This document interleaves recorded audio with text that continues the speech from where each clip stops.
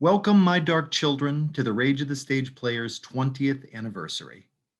Unfortunately, since last March, our company has been denied much of the creative satisfaction, exhilaration, and social bonding that comes with the development of a fully produced live stage show. But like so many other companies who have and continue to face the same limitations of these dark days, we've managed to adapt and endure, in our case, via free dramatized live stream readings. Although I believe this to have been an accomplishment, it also remains a bitter pill to know that Rage will soon have passed through 2 years without a world premiere stage production, especially when the latter of those 2 years, 2021, was to be the culmination of our landmark 2-decade existence. But that bitter pill was indeed taken with a snatched breath and a hard swallow, and has continued to keep our pulse steady, bringing us to this, the very last free dramatized live stream reading of 2021 in celebration of our establishment in 2001. And it is a doozy. Oliver Twisted is, by a wide margin, the darkest, most uncomfortable production that the Rage of the Stage Players have ever mounted. Well, to date. Celebrating its world premiere in 2014, it was the previously unplanned sister play to Rage's Hooked, our 2012 dystopian take on J.M. Barrie's novel Peter and Wendy, both of which take place in the same city and in the same time frame. 2 years after Oliver Twisted, it and Hooked would evolve into the first two installments of what would come to be called the Old London trilogy, completed in 2016 by the final chapter, Bloody Hell, inspired by Bram Stoker's Dracula. 3 Victorian novels, all reimagined in the nebulous future of a ruined England. Despite my family's inherent and ever-present numbness to the composition of my scripts, I still felt, prior to the premiere of Oliver Twisted, that I should offer them a courtesy warning. Once again, my mother simply laughed and waved it away dismissively, to which I responded, "No, Mom, you don't understand. I promise you'll be more ashamed of me than usual." I mean, how does one defend not only writing but also performing a character who audiences came to describe as a lovable pedophile? Yes, that last sentence is the best possible warning I can offer you. Just pity those who had to watch the abominable acts, which you'll only have to bear in the form of narration. I think the best compliments I've ever received as an actor were also the worst. My then boss told me after a performance that he regretted the front row seats and that he wished he could have crawled under them. And my fellow producer, Carrie, hold on, let me say that in all caps. My fellow producer, Carrie, who's seen and contributed to all manner of disturbing things throughout the evolution of our company's legacy, had to leave the theater multiple times because she was so uncomfortable. Yes, I made the active and calculated decision to take the character of Fagin to the next most logical step from Dickens' novel, removing inference and assumption and replacing them with a flamboyant, unapologetic monster who's easily the single most despicable character I've ever written. And as someone who prides himself on his villains, it scares me that I can make that distinction without a moment's debate. Oliver Twisted has very few redeemable characters therein, and Fagin still manages to outsleaze them all. He's sort of like your dirty uncle who says outrageous and inappropriate things and who eventually became, to viewers, somewhat endearing. And then, when he finally carried out the horrible, lascivious acts he'd never hidden or denied, the patrons felt inexplicably, and if I'm to be honest, humorously, betrayed. Not my Fagin. But enough of Master Schoberg's flattery, my dears. It's time for you to sit back and enjoy our final, most unsettling dramatized live stream. What the bloody hell? Live stream? I don't even know what that. I mean, I know what a peace stream is, yeah, but what's that?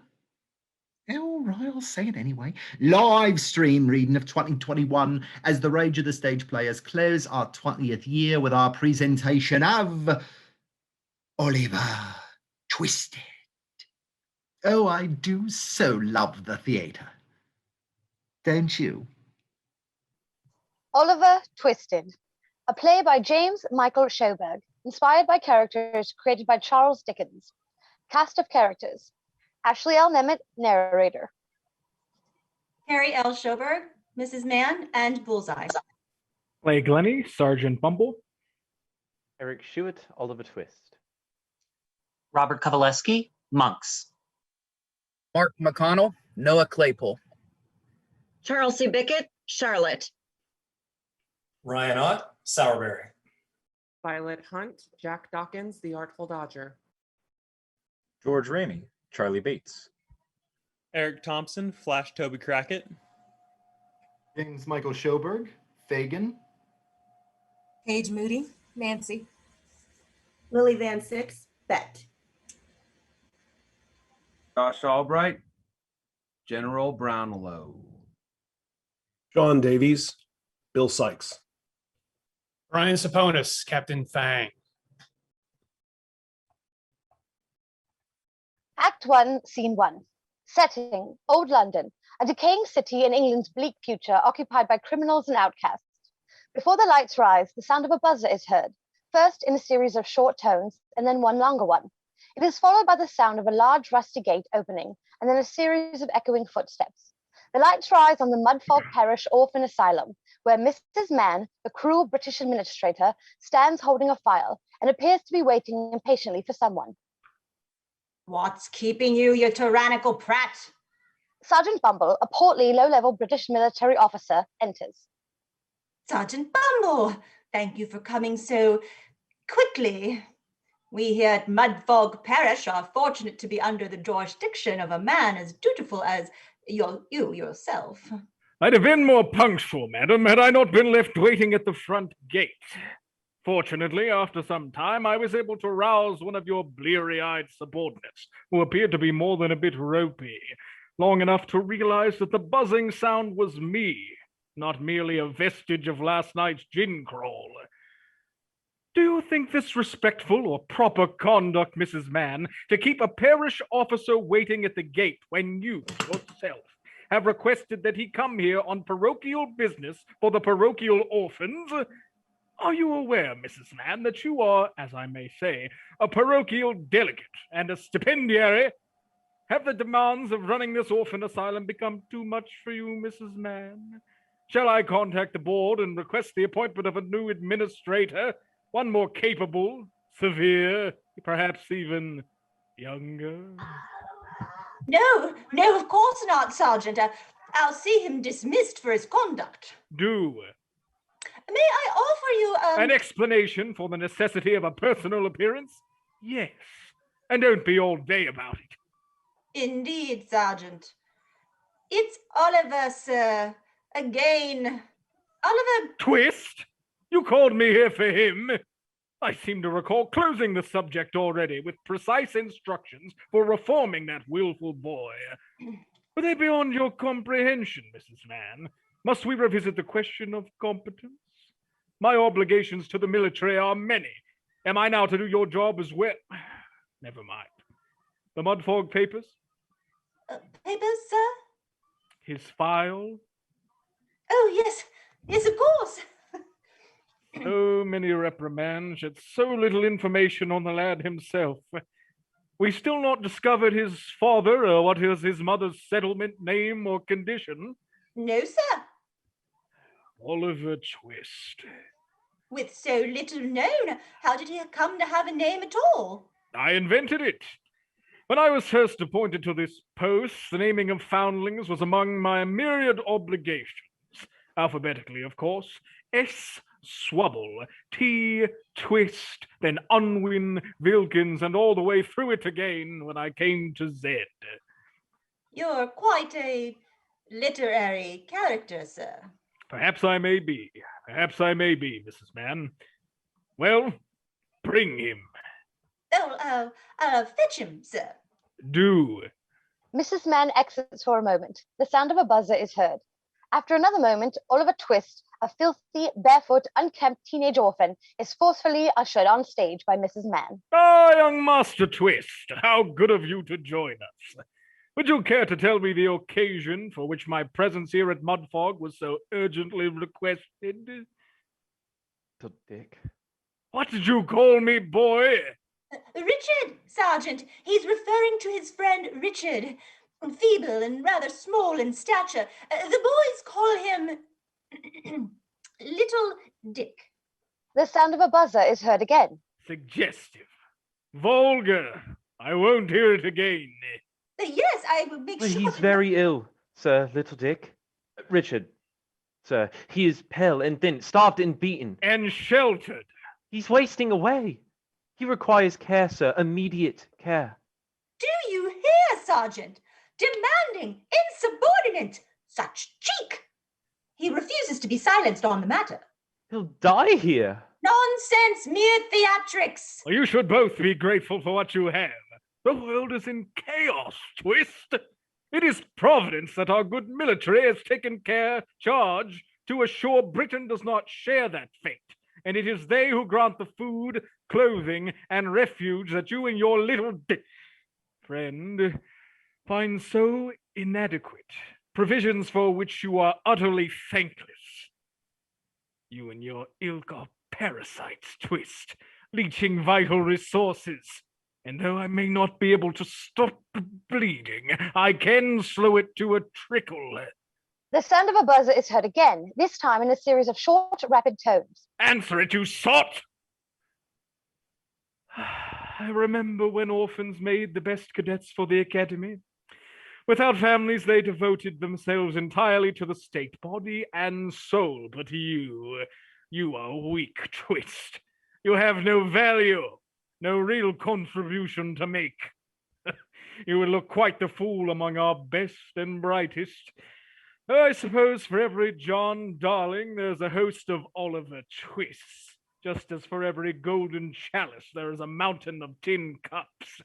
And you are most assuredly a tin cup, dented, rusted, and worthless. Well spoken. There, now don't you feel tiny and wretched, unworthy of our sergeant's precious time? Dick's time not more precious as it is in such short supply. Surely, sir, you now understand what I must suffer. Suffer? You? Disrespected and abused by a grasping, selfish mule. I only mean to say that there... Not another word of it, boy. She slaps Oliver sharply on the back. Puzzled by the reaction, Sergeant Bumble shifts his gaze from Oliver to Mrs. Mann and then back to Oliver. What is this? On your feet! On your feet, I say! You'll look your better in the eye when he speaks. Why do you cringe, Twist? What are you hiding? Go on, show him. Oliver slowly turns around and takes off his shirt, revealing his back, which bears the scars of many lashings. My word. I am at heart a woman of some tolerance, Sergeant, but when my hand is forced... Your hand and force are well met, madam. You feign modesty. There's art to be found here. And you are the canvas. Splendid. I see you are not one to spoil the child, are you, Mrs. Mann? Never, sir. Not ever. Observe this one, if you would. A master stroke. Delivered this very day, so fresh it weeps. It seems our Oliver was displeased by the allotted portion at mealtime. He actually approached the cook, basin and spoon in hand, and addressed him directly with, "Please, sir, I want some more." What? "Please, sir, I want some more." More? I never was more convinced of anything in my life than I am that boy will come to be hanged. Cover your disgrace. Oliver gingerly replaces his shirt. I seem to have underestimated you, Mrs. Mann. Perhaps you do have the required severity to govern these wayward boys after all. That is kind of you to say, Sergeant. Tell me, Twist, exactly how long have you been enjoying our hospitality here at Mudfog Parish? Not so much as a moment. Why, it must be nearly 16 years since first I met the frail, mewling gutter snipe, whom I christened Oliver Twist. You've come so very far. He should count himself lucky. Had he been orphaned in the district, he would have perished long ago. The voice of Monks is heard from the shadows. Truer words, Mrs. Mann. Truer words. Monks enters. He is a gaunt, sickly man in his early 20s, but he is small for his age. He bears a large red birthmark on the left side of his jaw. Indeed. How long would a lad such as this last in the perilous environs of old London? I beg your pardon, sir, but this is parochial business, and I will thank you to... My most sincere apologies for speaking out of turn, Sergeant, but I cannot help but overhear. And you are? You may call me... Monks, sir. Oh, Mr. Monks, our appointment. Oh, the time has gotten away from me. As our good Sergeant Bumble was saying, we were attending to a most important parochial... There's no need. Sergeant Bumble, is it? A word, if I may. Sergeant Bumble glances at Mrs. Mann and Oliver and gestures to dismiss them. Sergeant, I hold the great authority in the highest esteem. And yet I see you do not serve it. Yes, to my regret. But I suffer from acute epileptic fits, I'm afraid. If I may continue, sir. I hold the great authority in the highest esteem, which is why it pains me to look on as this disagreeable boy denies you the gratitude and veneration you so richly deserve. However, as that is the case, I find inspiration in the words of Mrs. Mann. You would be the first, Mr. Monks. Oh, but think, Sergeant. Had he been orphaned in old London, what manner of life would he have now, if life at all? What are you getting at, man? Take him there. Leave him for a time. Let him see how blessed his life has been. And should he befall any grim misfortune, well, then I ask you, who shall miss a single seditious urchin? Mrs. Mann! Mrs. Mann re-enters with Oliver. Ah, Mrs. Mann, I've had the most inspired idea for the reform and betterment of our troubled twist. Reform and betterment. It's clear that words alone will not reach him. So, Master Twist will be leaving with me. I have always been of the mind that boys learn best by example, especially when the lesson is a hard one. Come, Twist. We'll take some shoes from the donation box. There may even be two that match. Sergeant Bumble and Oliver exit. Now, Mr. Monks, you wish to make an inquiry regarding one of our boys, if I recall. If you'll be so kind as to step this way... I don't think that'll be necessary. I have seen enough already. Mr. Monks? I fear my interest has been swiftly soured, Mrs. Mann. But we here at Mudfog Parish have many other boys, servile, timid things, eager to please, which may be more to your liking. May I interest you in a little Dick? I beg your pardon? What I mean to say is that I can assure you Oliver's behavior, his insolence, is not exemplary. Be that as it may, Mrs. Mann, perhaps the timing was more than chance. I believe I'd do astray such as Oliver. No good at all. But you are still young, sir. You may yet have a child of your very own, should you find love. Love? The only woman who could ever love me, as Mother would often remind, has passed. Pity. Oh, don't pity me, Mrs. Mann. She's the one in hell. Monks exits. Fade to black. Act 1, Scene 2. The lights rise on a street corner in Old London. Noah Claypole and his girlfriend Charlotte, two street punks, are standing upstage, laughing and playfully antagonizing one another. Nearby, Sourberry, a hooded, more menacing street punk, stands with his head lowered, his face concealed, and leaning on the handle of a long, rusty shovel.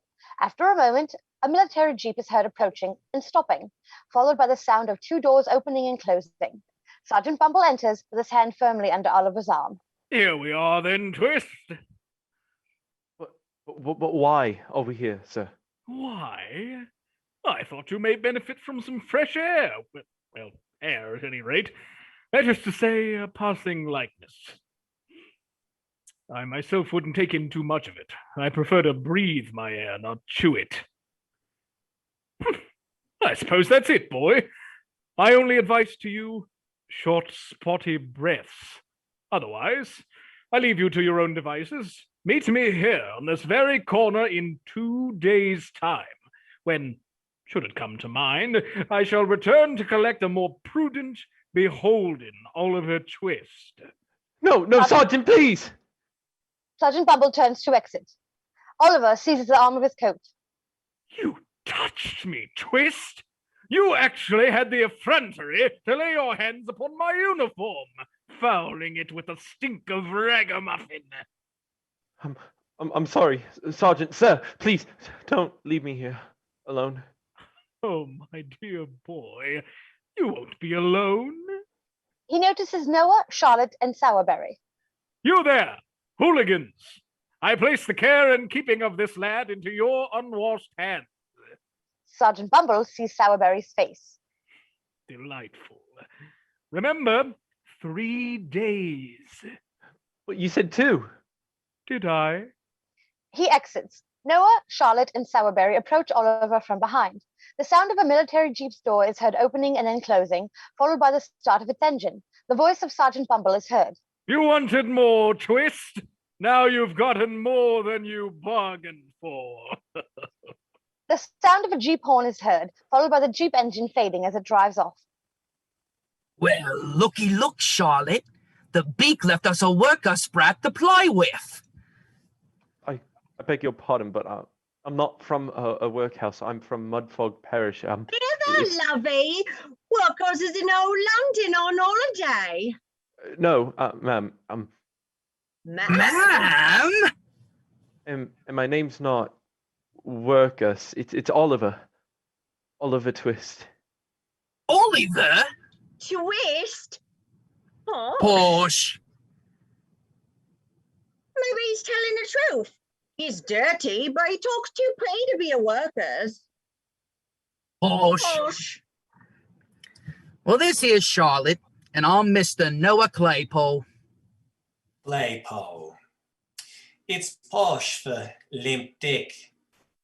Does you know that? Charlotte sees that Noah is offended. Oh. She cups Noah's crotch. Poor thing. Are you deaf, sir? Am I deaf? Yes.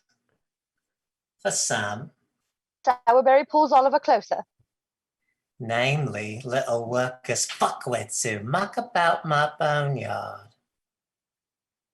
But this is no cemetery, sir.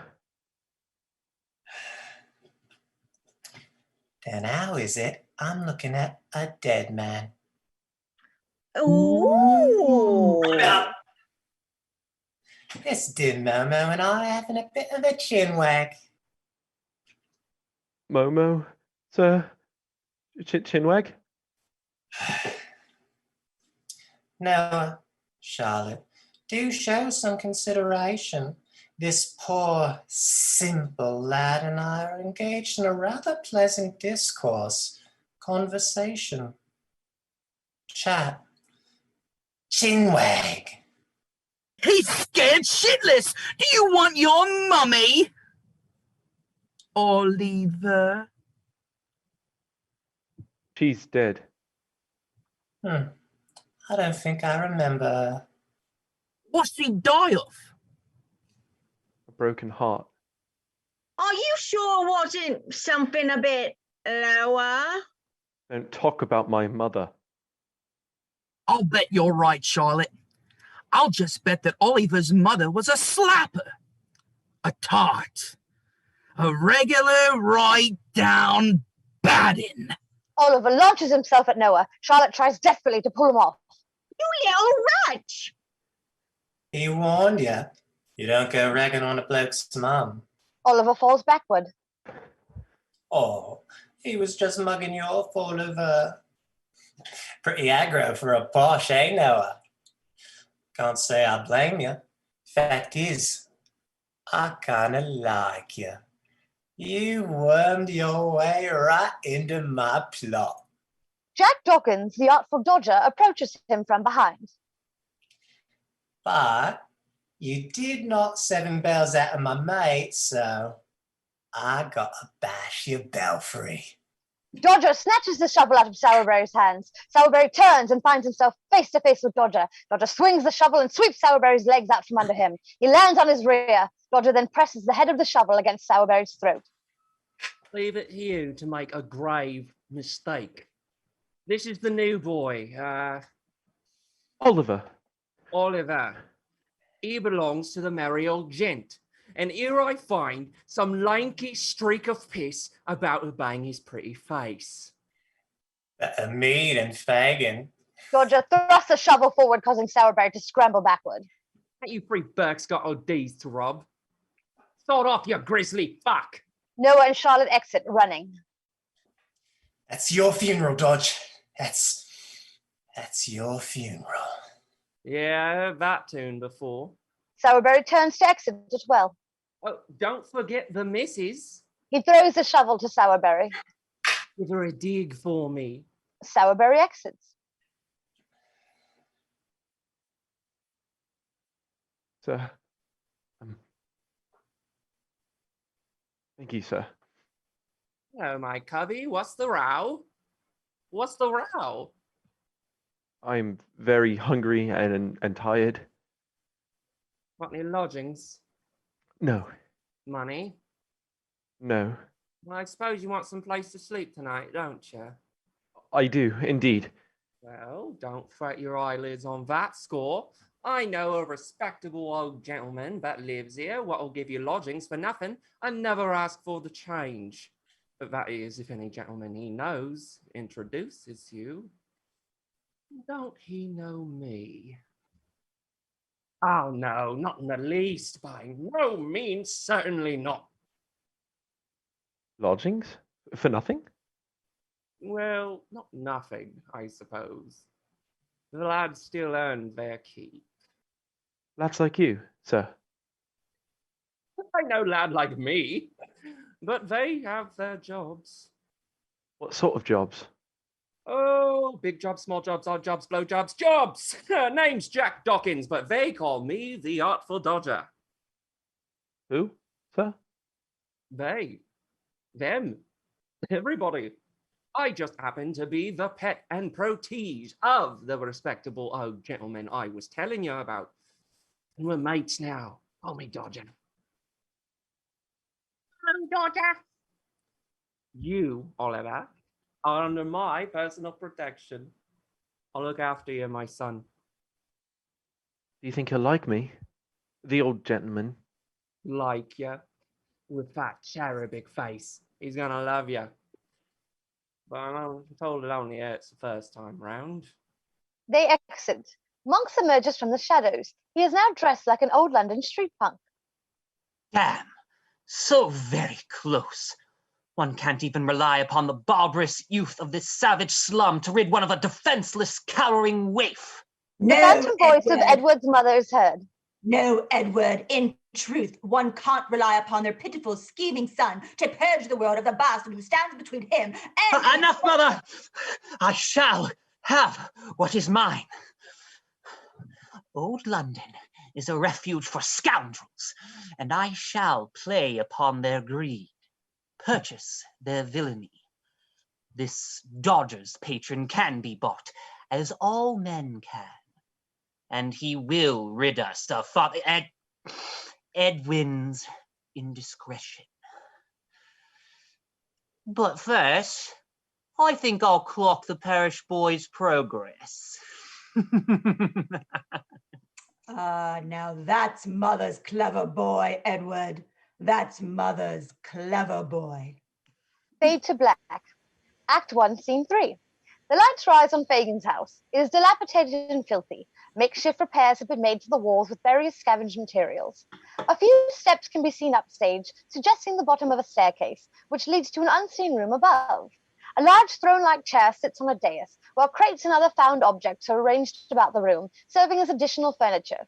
Charlie Bates sits holding a worn deck of cards, while Flash Toby Crackit stands nearby.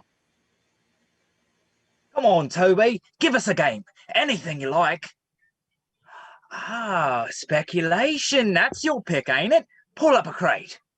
We aren't got enough blokes to play speculation, Charlie. Besides, you're a bloody twister. You ain't gonna rook me again. Am I to understand that you're accusing me, Charlie Bates, of being dishonest? A cheat and a swindler. Have you no pity? I was led astray, I was, by him, the man upstairs. God? Yes, Toby, God. No, you git. I was talking about the other one. Our Lord. Oh. And that's why they call you Flash Toby Crackit, 'cause you're so quick.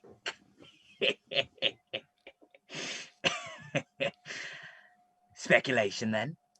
I told you we ain't got enough bloke. The sound of loud knocking interrupts Toby. What?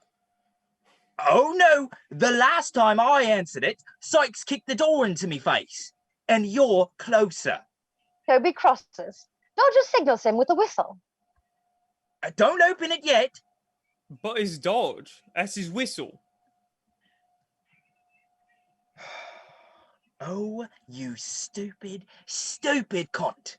You know the rules. If you don't hear the words, you don't open the door. But... The loud sound of knocking is heard. Now then. Come in, Slam. I always wonder what that means. Beats the Dickens out of me. Now open it. Toby quickly exits. The sound of several locks being unfastened is heard, followed by the creaking of a door. Wait, there's two of you. Who's the other one? A new pal. Where did he come from? Greenland, now get out of the bloody way. Hey, Dodge. Where is he? He's upstairs, sorting out the wipes. Not yet, you twat. We're here too. Sourberry burst on with Noah and Charlotte. Toby re-enters. Sorry, but you didn't say words, or I can't let you in. We're in. Oh. Yeah. Right. Well then, I won't let you out. Toby, door. Door. Oh. Yeah. Right. Toby quickly exits. We're not through. It's over, Sourberry. Our love has died. Passion's fire extinguished, it's grown cold. Rigid. Not even a skeleton of what it once was, really. We mustn't mourn it, but let it quietly away. I'm no casual boning either. Nothing personal, lad. I'm just not a necrophile. It's 'cause you look like, well, you know, you wear that gloomy shit. Toby re-enters. I was only doing my job. You three know the rules. You gotta say the words. Mummy. And Plan. Happy? Glad you moved on, love. Make yourself a nice couple. You can do better. You're supposed to say it outside. You threatened me with my own spoon. Right out in the open where everybody could see. I've got a reputation to keep. No worries, mate. Nothing's changed. Everyone still thinks you got knob rot. You're a quick one, Dodge. We should call you the Flash instead. Something funny, Posh. I can still. Wait just a bloody second. Now we got enough blokes to play speculation. The voice of Fagin is heard calling from upstairs. Charlie! Toby! What's the row? And where's Jackie? He should have been back by now. Fagin descends the steps and enters. He is a shabby, fey man with a hint of makeup on his otherwise dirty face. Fagin does not yet see Dodger. Your hero is testing me. He takes advantage, knows I can't resist that pretty face, does whatever he bloody well pleases. Well, you just wait and see if I don't have his sweet little ass. Fagin turns towards Dodger. Skin about you, Jackie. I missed you, lad. You can do better too. Granted, not much. Behave, the both of you. I won't have fisticuffs, not under my roof, and especially not between my beautiful boys. Now, what have you brought me? Tonight, well, it was rather light. You see, not many dust heads came in the alleys. And so, as not to disappoint your beloved Fagin, you and your mates looked elsewhere and nicked. I'm searching for an object, maybe several, of reasonable value to justify why I look after you free. We're sorry, sir.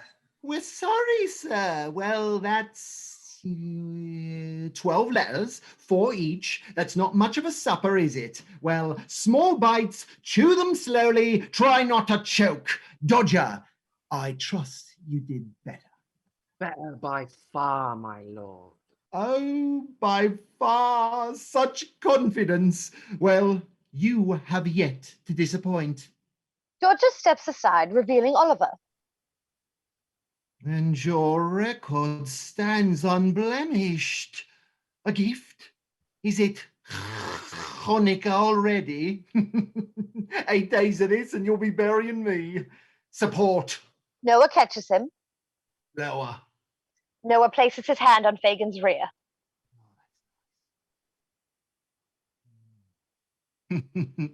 I must be in heaven because I see an angel. Do you think he'll like me? Hold ya. Rabbit. I thought Jews didn't believe in heaven. Belt up, Charlotte. Now, let's have a look at my new little serif. Charlie, my glasses. Charlie scrambles off and then returns with a tray containing several mismatched drinking glasses. They're all gin. It's not the contents, it's the gesture.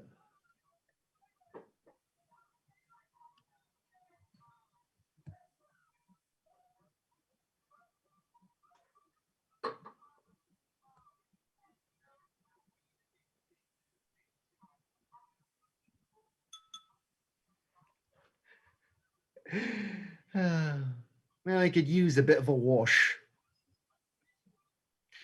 Oh, no, don't you think nothing of it, dear. All the finest art needs an occasional dusting, now don't it? And you, my dear, are a work of art if ever I saw one. So, Dodge, what's the title of this little masterpiece? Oliver.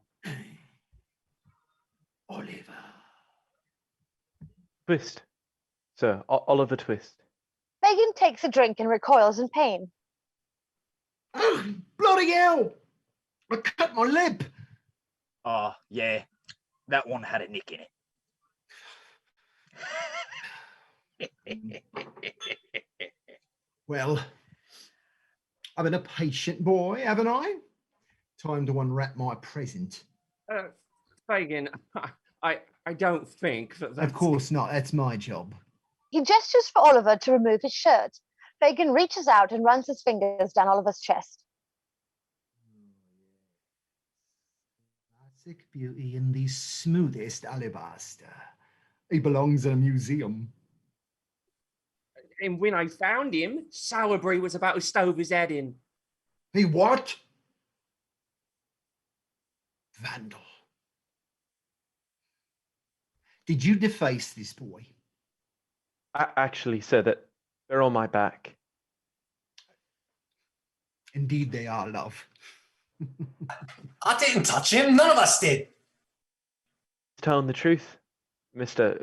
Fagin, sir. I got these at Mudfog. Mudfog. It's an orphan asylum in New London. One of the pigs dropped in here to teach him a lesson. Poor Oliver. An outcast, just like us. More of an incast, ain't he? You know, depending on your point of Yes. view. Monstrous. Such a pity. Well, you're safe now, my dear. Safe with me and all your brothers.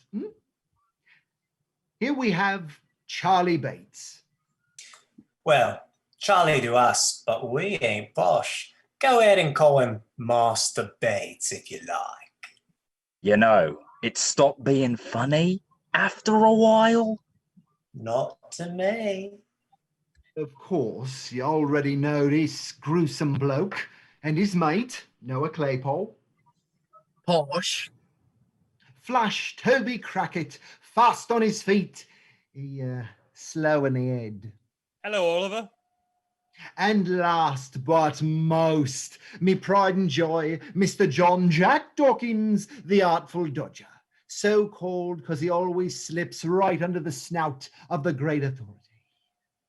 I thought he was called So Cold because he's the only one of these yobs you ain't found. Oh no, then there's Charlotte, the cow we bought for a handful of magic beans. They can be a bit rough, but they're not so different from you, my dear. In need of a roof, a meal, love. And so I open my home to them. They'd all be lost boys without me, wouldn't you? But that's another story. Fagin addresses Charlotte. Why don't you and the Artful take young Master Twist upstairs and make him a little more old London chic? Dodger nods and leads Oliver towards the steps, which they both ascend. And I'd better see skin. Charlotte stumbles up the steps behind Oliver and Dodger. A loud knocking is heard off stage. Noah, answer it. Noah exits. Now then. The voices of Nancy and Bet are heard from off stage. Come in. Nancy and Bet, two young prostitutes, enter. Noah re-enters. Nancy, it's good to see you, my dear. Bet. Fagin. To what do I owe this You know bloody well why I'm here, Fagin. I've come to collect for Bill. Collect?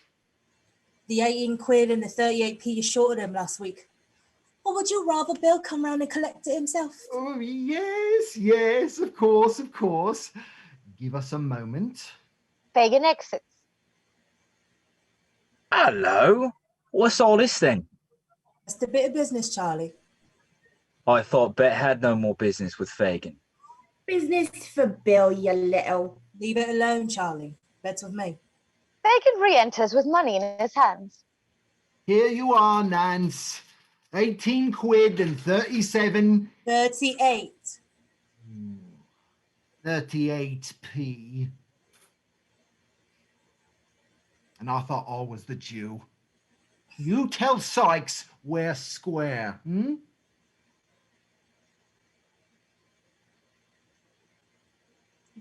Yes, of course. So, anything new round the old? We got an Oliver Twist, we did. An Oliver Twist? You don't say. I do indeed. Just arrived too. Real fit. I think Fagin's in love. Poor Dodge. Not enough room in your lap for both, I reckon. No, I reckon you got what you came for, so shove off. Dodger, Oliver, and Charlotte descend the steps upstage. Oliver is now dressed like an old London street punk. We're going. Come on, Bet. My, you did get yourselves a genuine Oliver Twist. If times are tight, Fagin, how can you afford such a pretty bauble? Fagin is stunned. Oliver? My name's Nancy Love, and this here's Bet. Pleasure to make your acquaintance. You as well, ma'am. Ma'am? The pleasure's ours, love. Can I take him home? He is home, and you'd be home with him if you hadn't run off. Bet used to work for Fagin, but she decided to make a go of it on her own so she could keep all the money. I went into business for myself. I was the one doing the work after all. What sort of work was that? I'm very glad you asked, my dear. Boys! Fagin leads Oliver to the large chair. Noah, Sowerberry, Dodger, Toby, and Charlie all gather in the formation of a boys' choir.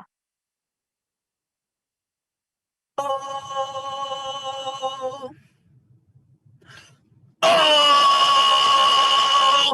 Bet they're fagging to do just as she pleases. They call a bet cause you gamble with diseases. Wait, just a bloody I do not have any disease. Oh! Place your quid for a choice of naughty stances. And wet your bits if you like to take your chances. You stop it, Nance, right now. Oh! That's a legend in all the British cities. The Lucy's lad with the most enormous. Get your fucking gobs. Oh, don't you like it, Bet? Wrote it myself. There's still 14 more verses. Oh. I've heard quite enough already. Thank you. Oh, that's right. I forgot you was just shoving off. Well, don't let us keep you. Sing her out, Noah. Oh! Bet storms off stage. What do you think? My own personal boys' choir. I hope you're happy now. Elated. You keep a sharp eye on him. Oliver. Fagin. And you take care. Nancy turns to exit. No kiss for the artful. Oh, of course there is, Dodge. She slaps her rear. Right here. Dodger drops to his knees and waddles after her. Why, I'm not a proud man. I'll take it. Nancy exits. She's gone. Fagin stands behind Dodger. Get up or turn around. Dodger jumps to his feet. Damn. Why did I give you a choice? Now then, Charlie! I want you and the Artful to step out with Oliver. Ease him into the craft. Pick a pocket or two. Time to pad the hoof, Fagin. No call to wait, given the benefit of your training, your experience. Remember, I'm placing him under your joint guardianship. Oliver, my dear, if you'd be so kind. Your brothers, Jack and Charlie here, gonna take you out for a bit. Oh, sir, did I do something to offend you, sir? No, not at all, my dear. Quite the contrary. Just a quick first lesson in our trade, then Bob's your uncle right back home. This is my home now, sir? Indeed, Oliver. Consider yourself at home. You'll have me? Oh, yes, my dear. That is my intention. Charlie exits with Oliver. Dodger begins to exit. And Dodger. Dodger turns. Be back soon. Dodger turns and exits completely. Fade to black. Act 1, Scene 4. The lights rise on the dark street in Old London. Dodger and Charlie duck behind some crates. Oliver enters behind them. What's the matter? You see that old cove heading this way? The old gentleman over there. The soldier, yeah, I see him. He'll do. General Brownlow enters in full military uniform. He is surveying the area and making notes in a leather book with a pen. Prime plant, Dodge, but that's an officer. And from the look of that Peggy, he's high on the hog.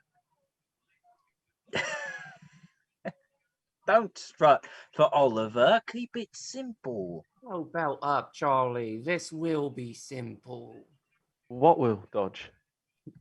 Just watch and learn, my son. General Brownlow takes out his pocket watch. Charlie rushes towards him. General Brownlow drops his leather book and pen. I'm sorry, sir. I didn't see you. Please don't take me in, sir, please. Charlie drops to his knees. General Brownlow tries to help Charlie up. I'm too pretty to go to Newgate. Oh, come now, lad. It was a simple accident. Be still. Dodger approaches General Brownlow from behind. I saw the whole thing, officer, and I'll testify in open court, I will. General Brownlow turns towards Dodger. As he does, Charlie snatches General Brownlow's pocket watch. I swear these young ruffians have no respect whatsoever for the men who keep order. Dodger's hands move in a flurry as he tries to tidy General Brownlow. In the process, he removes several of the ornaments from General Brownlow's uniform. That will do. I'm quite capable of grooming myself. Charlie slips a handkerchief out of General Brownlow's pocket and hands it to Dodger, who pats General Brownlow's face. Of course you are, sir. Of course you are. After all, you're not a child now, are you, sir? Indeed, I am not. Dodger slips the handkerchief into his own pocket. Charlie picks up General Brownlow's leather book and pen. Thank you, sir, for showing mercy. It was nothing, dear boy. Oh, you dropped your book, sir. Well, thank you. And your pen. There you are, sound as a pound. The voice of a soldier is heard from off stage. You there! What are you doing? Step away from the General Brownlow. All is well, Corporal. Misunderstanding, nothing more. Dodger and Charlie start to run. General Brownlow notices that he is missing several items. Wait. I've been robbed by those miscreants. Thieves! As Dodger and Charlie flee, Charlie trips over Oliver and drops the letter book. Oliver, staggered, does not escape with them. Instead, he picks up the letter book and stands, dazed. Another one! They're in collusion! I'll see all three of you in Newgate. Just a moment. I know your face. Step out of the shadows, boy. It's all right. Let me have a better look at you. General Brownlow steps closer. Oliver! Run, Twist! Come on! Oliver, is that your name, lad? There's one of them. Grab him. Oliver drops the leather book and runs off. No, don't go, please. He's not one of them. I was mistaken. Oliver, come back. You needn't run. General Brownlow sees the letter book, picks it up, and then makes a note. Oliver. Twist. He makes another note. Fade to black. Act 1, Scene 5. Before the lights rise, the voice of Fagin is heard. I'm going to ask you just one last time. Where's Oliver? Where's the boy? Will you speak? The lights rise on Fagin's house. We told you, we don't know. Yeah, when the pig started squealing, he just froze up. They didn't get him, though. At the last minute, he ran off. That much I saw. And you, Jackie, you, Charlie, he was your responsibility. Well, Dodger, I guess I was spot on when I said you have yet to disappoint, because we've only now just arrived. Attention, passengers, we have reached our destination, the small, pathetic, failing town of Yet. Population 2. No, population you. But Charlie was the He's one... not the Artful Dodger, my Dodger. And we all had such great expectations. I was relying on you. He was relying on me. Told him I'd look after him, and I ran. But he stood there, Fagin, like the marble statue you'd have him be. Terrified, no doubt. He's not like us. Not yet. Think about where he comes from and how different it is. Scars are not, our worlds are not the same. New London, old London, the best of times, the worst of times. It's a tale of two cities, and Oliver Twist is lost in this one. A loud, aggressive pounding is heard off stage. Answer it! But I know that knock. Yes, so do I, and I wouldn't make 'em wait. Now then! The angry voice of Bill Sykes is heard.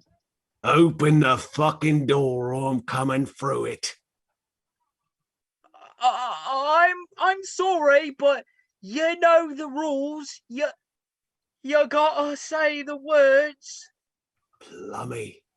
The sound of several locks being unfastened prematurely is heard, followed by the booming sound of a door breaking open as it is kicked inward.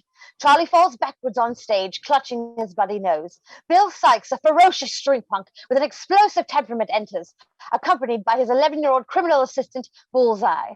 Bullseye carries Bill's rusty crowbar for him. Bullseye crosses toward the fallen, sobbing Charlie and leans down. Slam!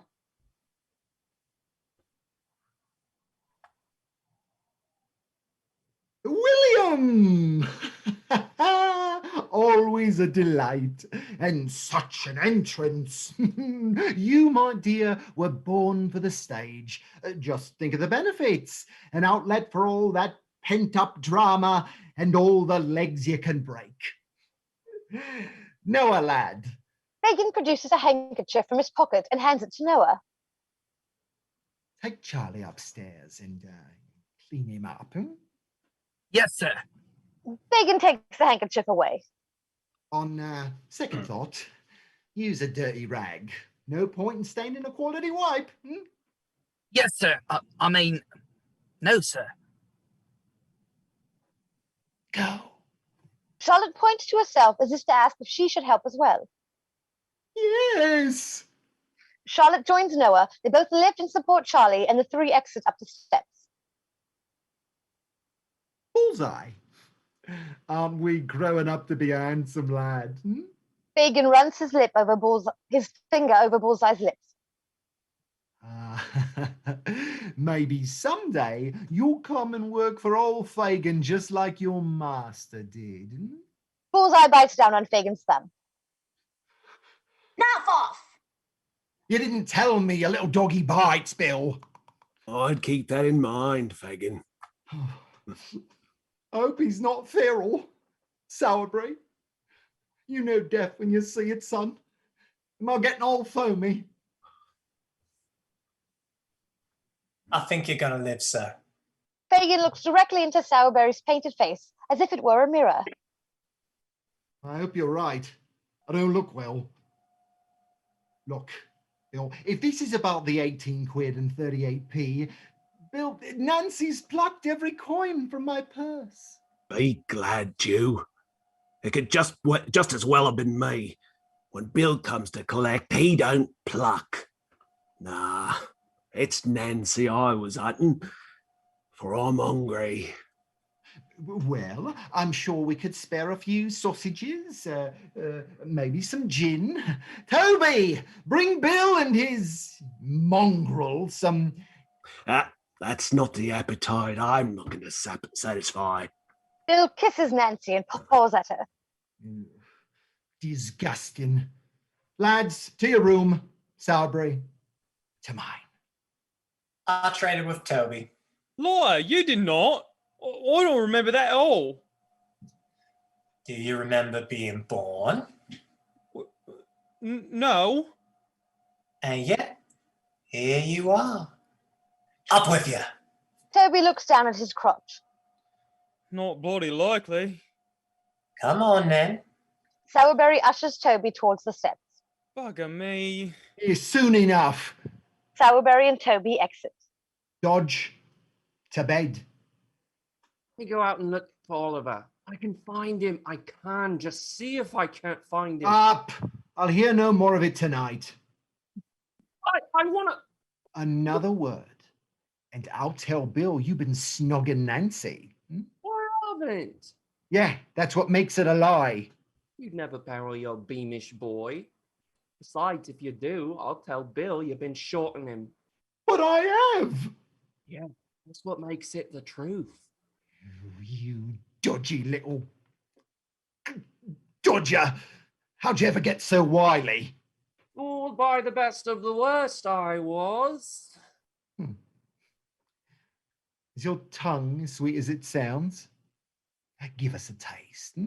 Sorry, Fagin. Sleepies. Dodger crosses up stage to the steps and ascends them. Don't give away too many of your secrets, Nance. Bet here will run off with them and turn a profit. Who do you think showed me? Nancy leans back and passionately kisses Bet. Oh, do we offend your virtue, Fagin? Virtue? I bet. Not only did you discover a new word, but you placed it properly among others. Bravo. Bet snatches the crowbar from Bullseye. I'll bash your head in, you. Bill takes his crowbar back with one hand and seizes Bet by the throat with the other. Bill hands the crowbar back to Bullseye. Bill, don't. Never touch the bar, you stupid tart. You hear that? Bet never touch the bar. Bill, she can't breathe. Come now, Bill. It was all in good fun. We're just having a laugh. Let her go. No Bill, cause for please. violence. Bill seizes Nancy by the throat as well. Now you listen. If you crosses me or get in my way, I'll bring your skulls together like weather cracked in a bloke with the shits. Yeah? They struggle to nod in the affirmative. He releases them and they both fall away. That's how you deal with it all, Fagin. Had you done so, Ben would still know her place. And Nancy? Well, I think she got caught up in me, what do you call it? Pent-up drama. Are we going home to fuck or what? We can go if you like. Where's my boy Ben? I've missed you. I was at the Three Cripples, having a glass and a game with a certain gentleman. Oh, don't brick yourself, Nance. It ended with a handshake. Well, if it's the gentleman I'm thinking of, you're lucky he was shaking it and not taking it.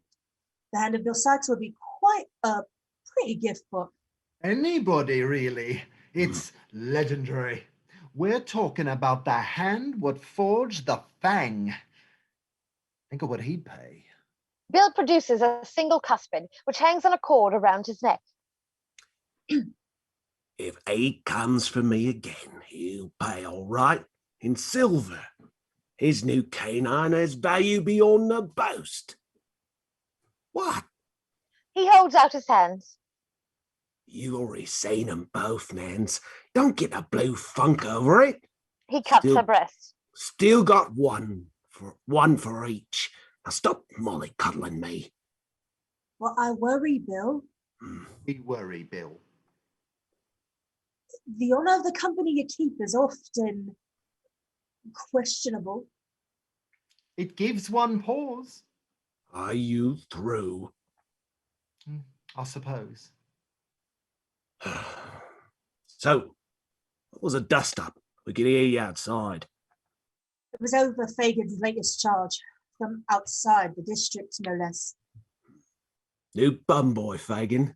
Does this one resist your charms like the Dodger and me? You're still pretty as the day I found you. Don't I know it? And the lad? Oh, he's pretty too. The dust-up, Fagin.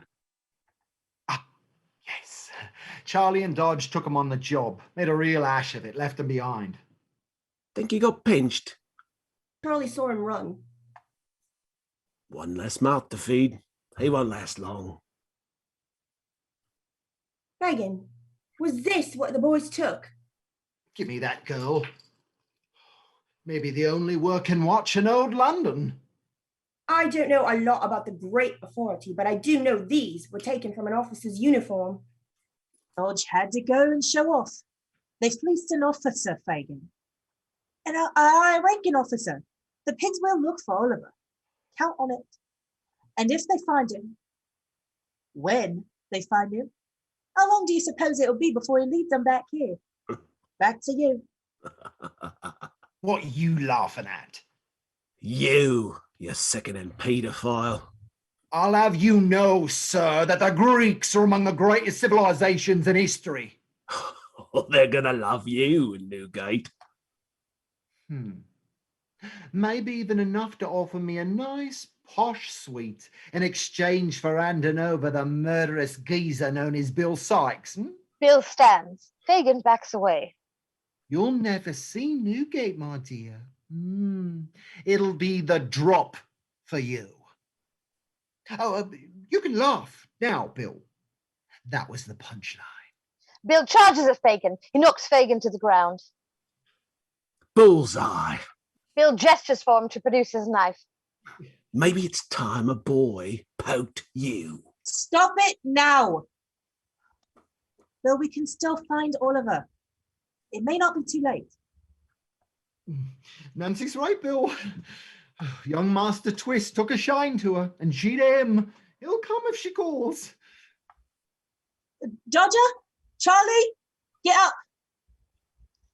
We'll take him and see if we can't just recover Oliver before the pigs truffle him out. Fagin struggles to his feet. Dodger and Charlie descend the steps. Come on, lads. We're going to go look for Oliver. Is that the truth, or does Bill just want to finish me off in the alley? Bill shoves him off stage. Find him, Jackie. Redeem yourself. Dodger exits with Bet. And Nance, if you love him, God knows why you ever would.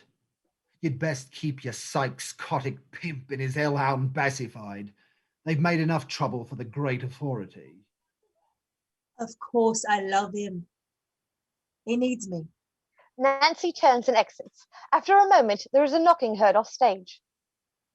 Now then, what good are passwords with a broken door? Who's there? The voice of Monks is heard. You like passwords, Mr. Fagin? Monks enters. How about affluent, prosperous, well off, or just plain bloody rich? You have my attention, Mr. Monks. Well, Mr. Monks, I don't usually welcome those without a reference, but you seem to be a man with something to say, so be quick and be off. It's my understanding that you've taken in one Oliver Twist. Am I right, sir? Well, I don't feel obliged to answer, Mr. Monks. Monks produces several coins and places them into Fagin's hand. Yes, indeed, I harbour the boy in question. Of what concern is it to you? I'll be blunt, Mr. Fagin. I know that you've misplaced him. That's unfortunate. However, it would profit us both greatly if he never turned up. Ever. It will be as if old London just swallowed him all. Well, that's not uncommon now, is it? And if my associates should locate him? It's also my understanding that you are quite a resourceful man, and if you chose not to dispatch an orphan by your own hand, sir, you certainly know those who would do it with relish.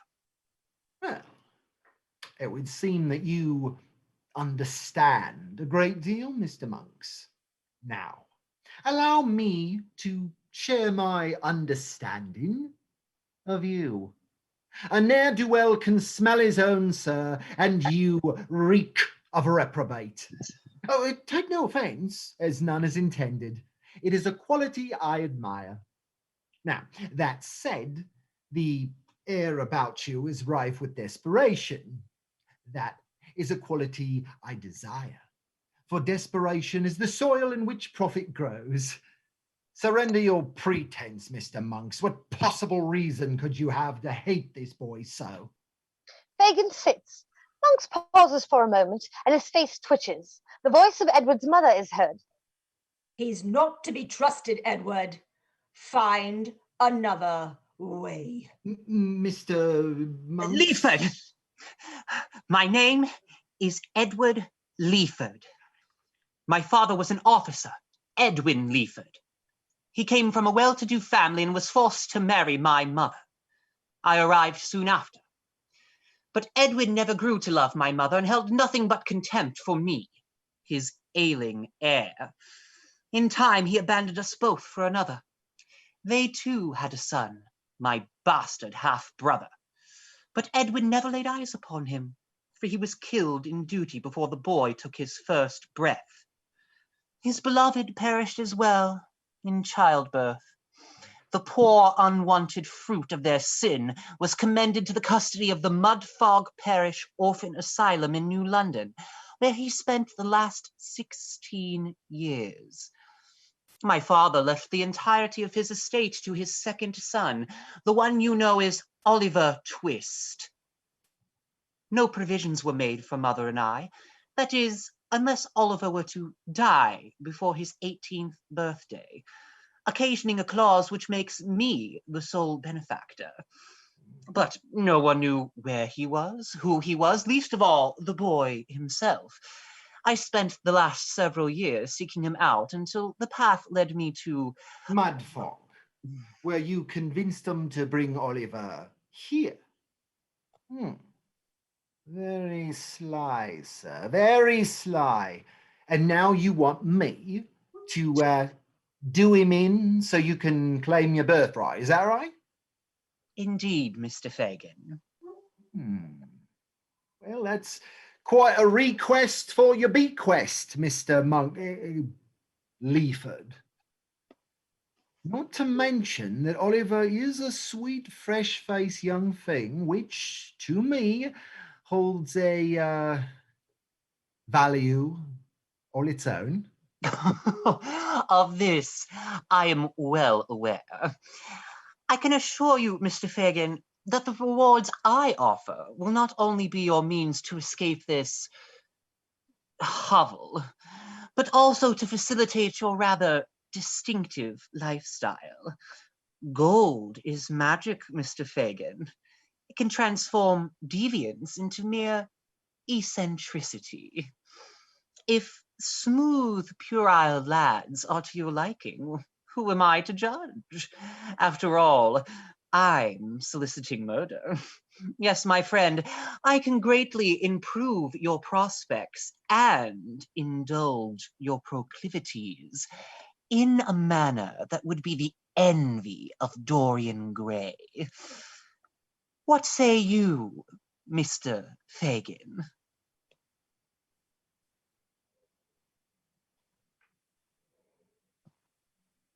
Sorry, Mr. Monks. The voice of Edward's mother is heard. I knew it. I knew this depraved peacock would be no use to us. Sorry? For your loss, sir. Poor Oliver. And at such a tender age, too.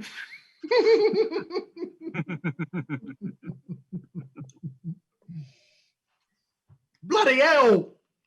Fade to black. Act 1, Scene 6. The lights rise in the streets of old London. Dodger and Charlie enter. Up your feet, Charlie. We've got to find Oliver.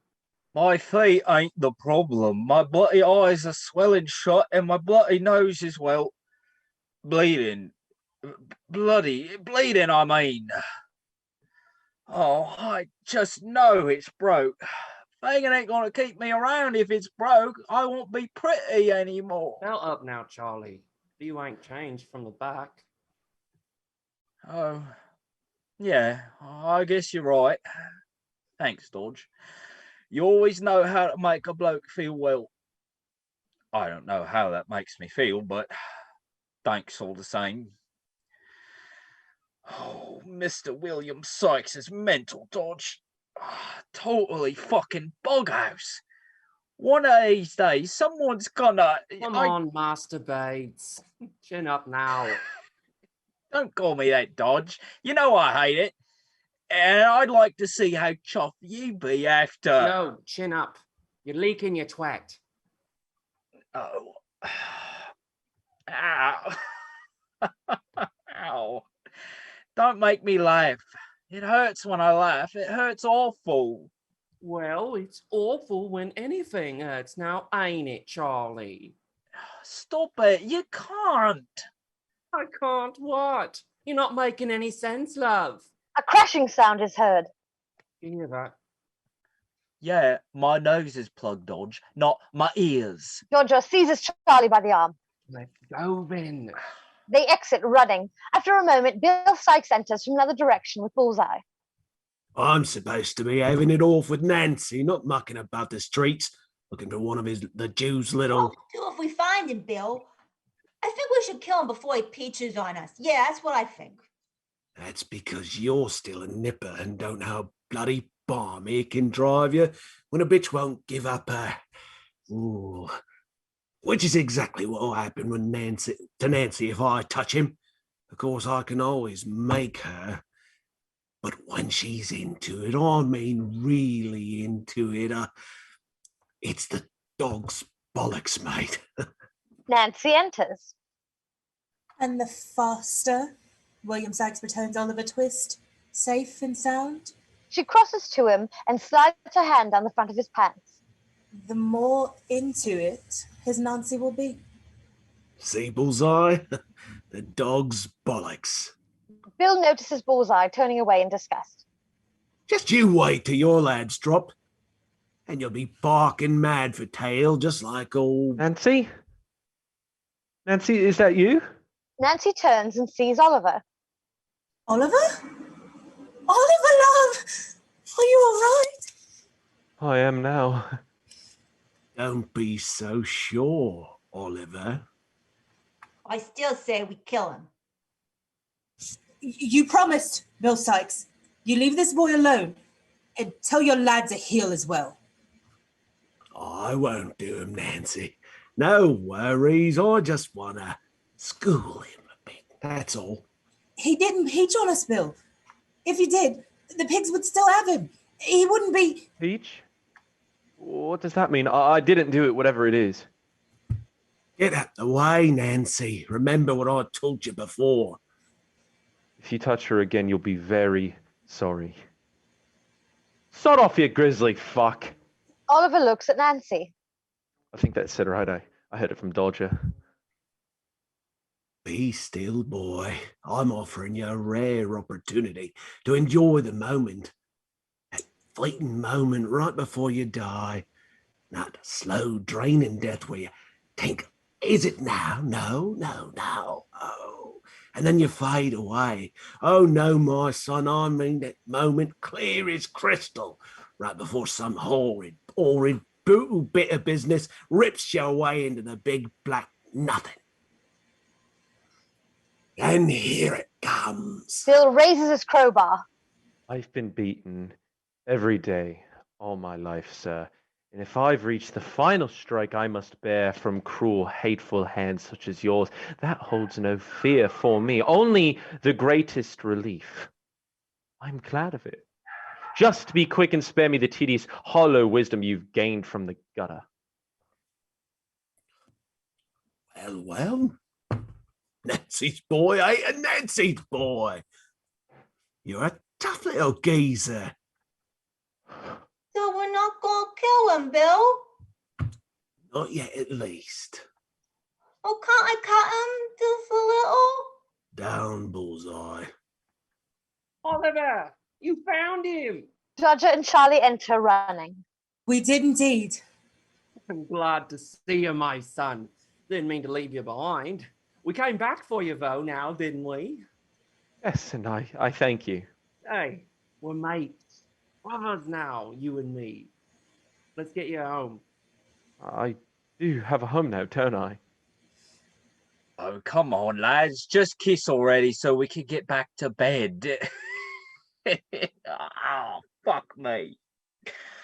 Come on, Nance. What I said. Bill and Bullseye exit with Nancy. Get home to Fagin, boys. You heard the tot. Charlie turns and exits. She's not a tot. She's a lady. Poor she is, Oliver. That's our Nance.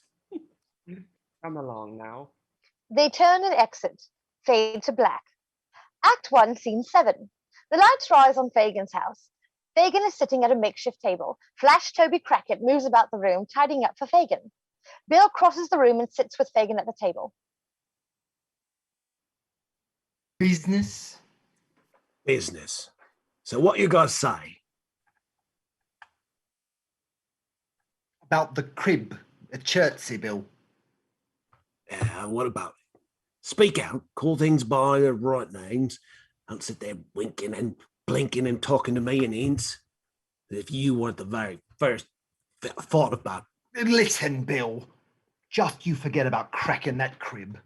Old Fagin's got a far bigger fish in mind, my dear. But if we're going to catch it, ours have to be the first hook in the water, if you catch my meaning. A big risk. For a bigger reward. How big? Whacking. You see, my dear, word is that the pigs are bringing in another shipment of supplies tomorrow night. Can't be. I already made a pity drop for the district this... No, my dear. This ain't for us. Well, till we take it. This is slop for the pigs. They've been setting up shop right here in old London, ain't you noticed? I gave those bars the Dodger nicked a better look. I did. Nancy, my dear. A general, Bill. A bloody general. Why would a general be walking these streets? Their great authority is up to something. And while they're here, they need supplies. And where exactly did the word come from? A little white bird told me, for just a pinch of the dust. Sourdough found it on an OD.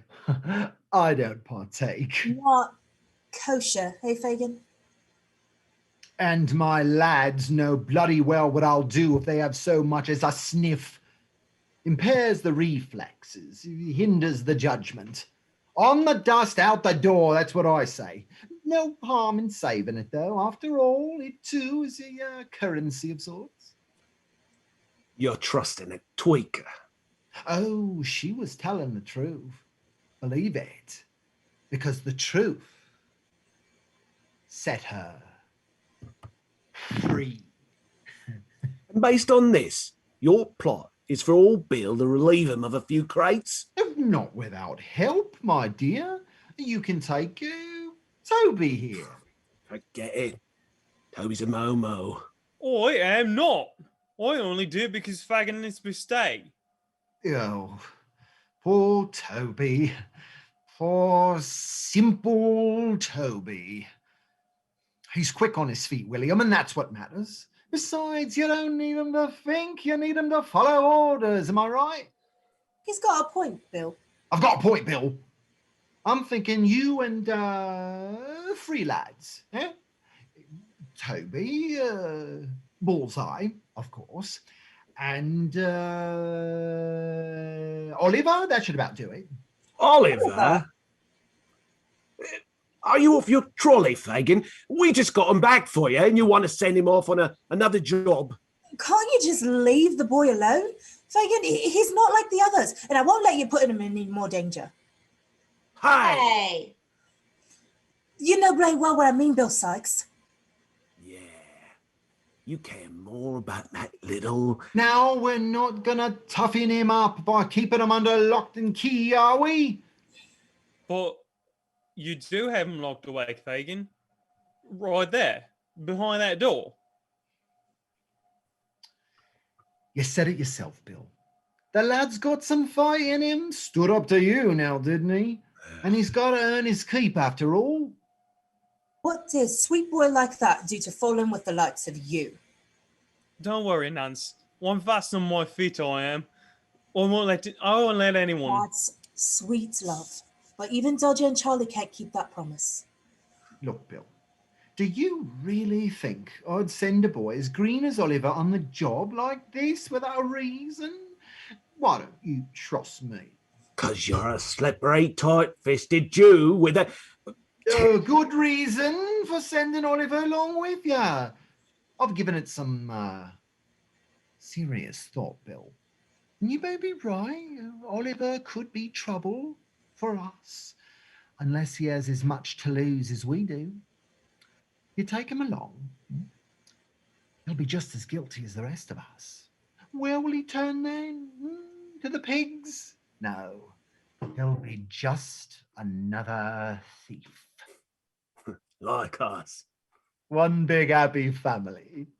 And should anything happen to him during the job, that too may be an answer to our problems, a blessing in disguise. I don't like that Cheshire grin, Fagin. What are you two on about? It does. Just make sure he don't suffer. Fade to black. Act 1, Scene 8. Before the lights rise, the voice of the first officer is heard. Do you know why you've been summoned before the court-martial, Sergeant? A small area of light rises on Sergeant Bumble. I am certain I do not, sir, but when the great authority calls, the loyal attend without question. The voice of the second officer is heard. And loyal, this is how you characterize yourself, is it? It is. Serving the state is my purpose and passion, sir, and I do so with ardent zeal. And apparent humility. Perhaps we should address you as Sergeant Humble.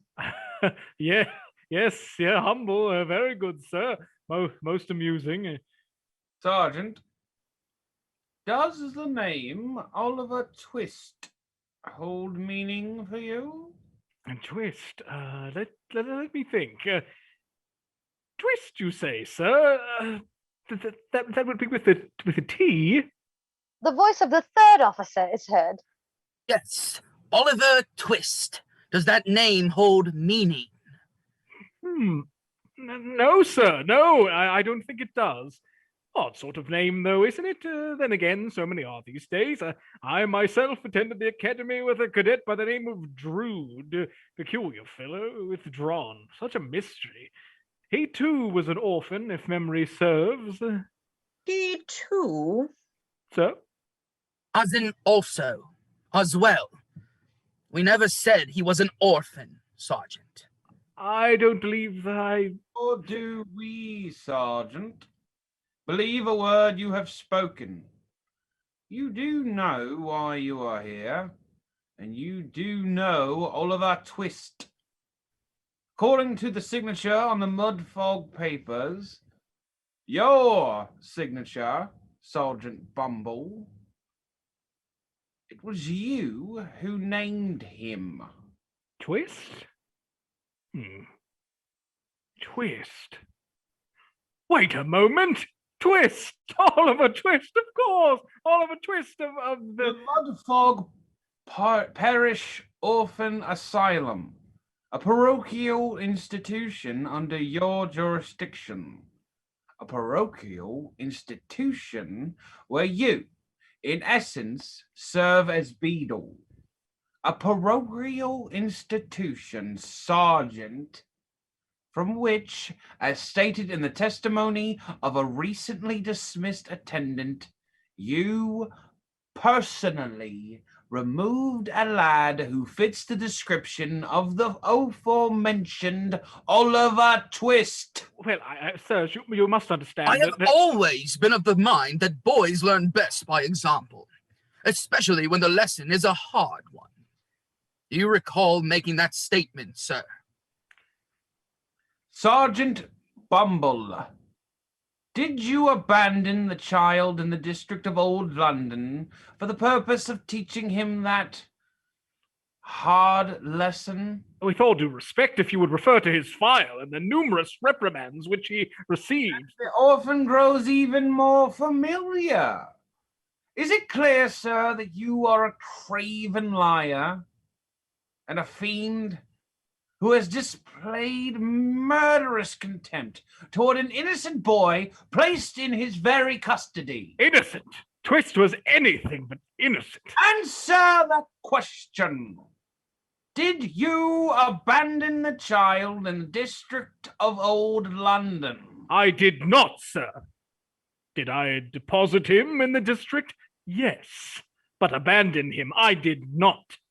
The boy could be reformed by no other means. He was incorrigible.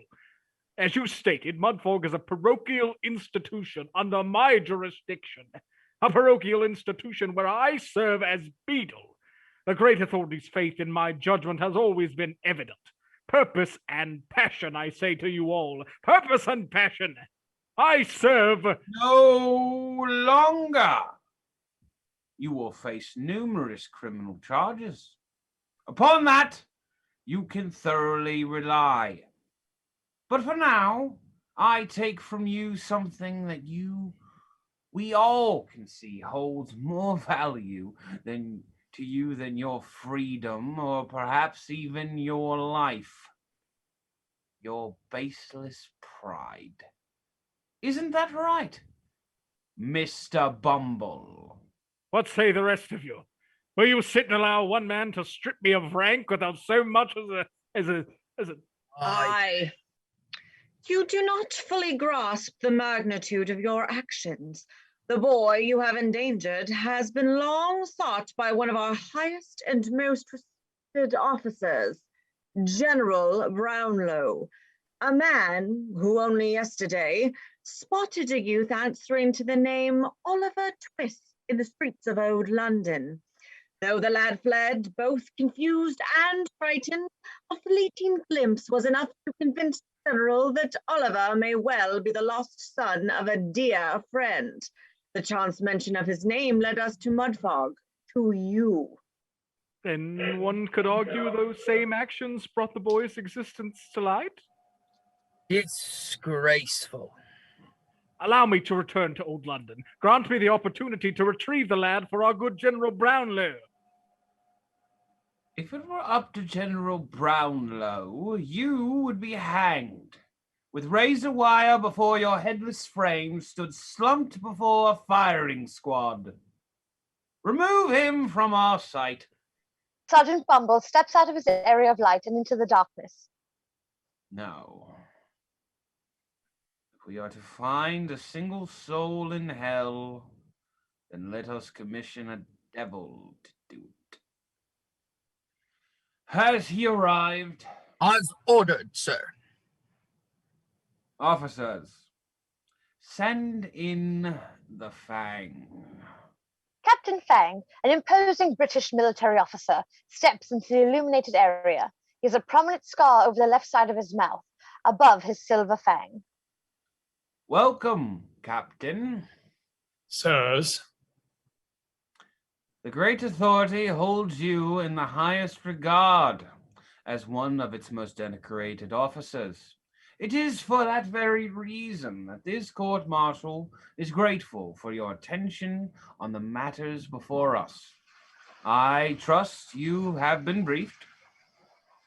Oliver Twist, an orphan boy between 16 and 17 years of age. An approximation necessitated by deficient record-keeping at the time of his consignment, was discarded in the district by one of our own, the former Sergeant Bumble. A fact which I only just now gleaned from the ravings of the martyr, who was escorted past me at the door. The lad is thought to be the son of the late Colonel Edwin Leaford. It is the will of the court that you discover the boy through any means necessary and return him to New London, to us. With deference to you all, you summoned the Fang. Through any means necessary is redundant. Understood. Your experience in history with Old London is well known, Captain. It is the court's opinion that you are the most qualified to locate Oliver.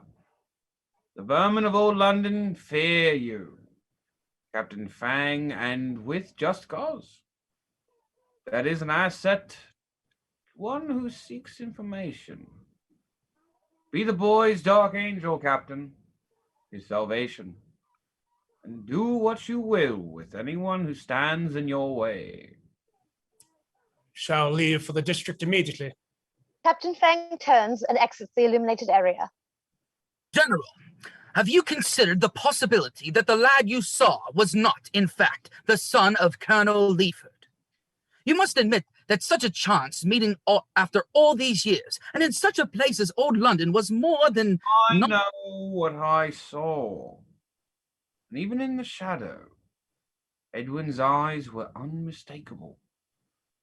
I knew that very instant that his child with Agnes, that child so lost long ago, was there, standing before me. And if the lad has befallen some... An outcome which I am not yet willing to face. But know this, my friend. I was tasked with surveying the district for reclamation by New London, to decide if both it and its inhabitants are beyond salvation. If Oliver Twist is not returned to me unharmed, I swear to you that I shall personally see old London razed to the ground. The single area of light, now empty, fades to black. End of Act 1. Curtain.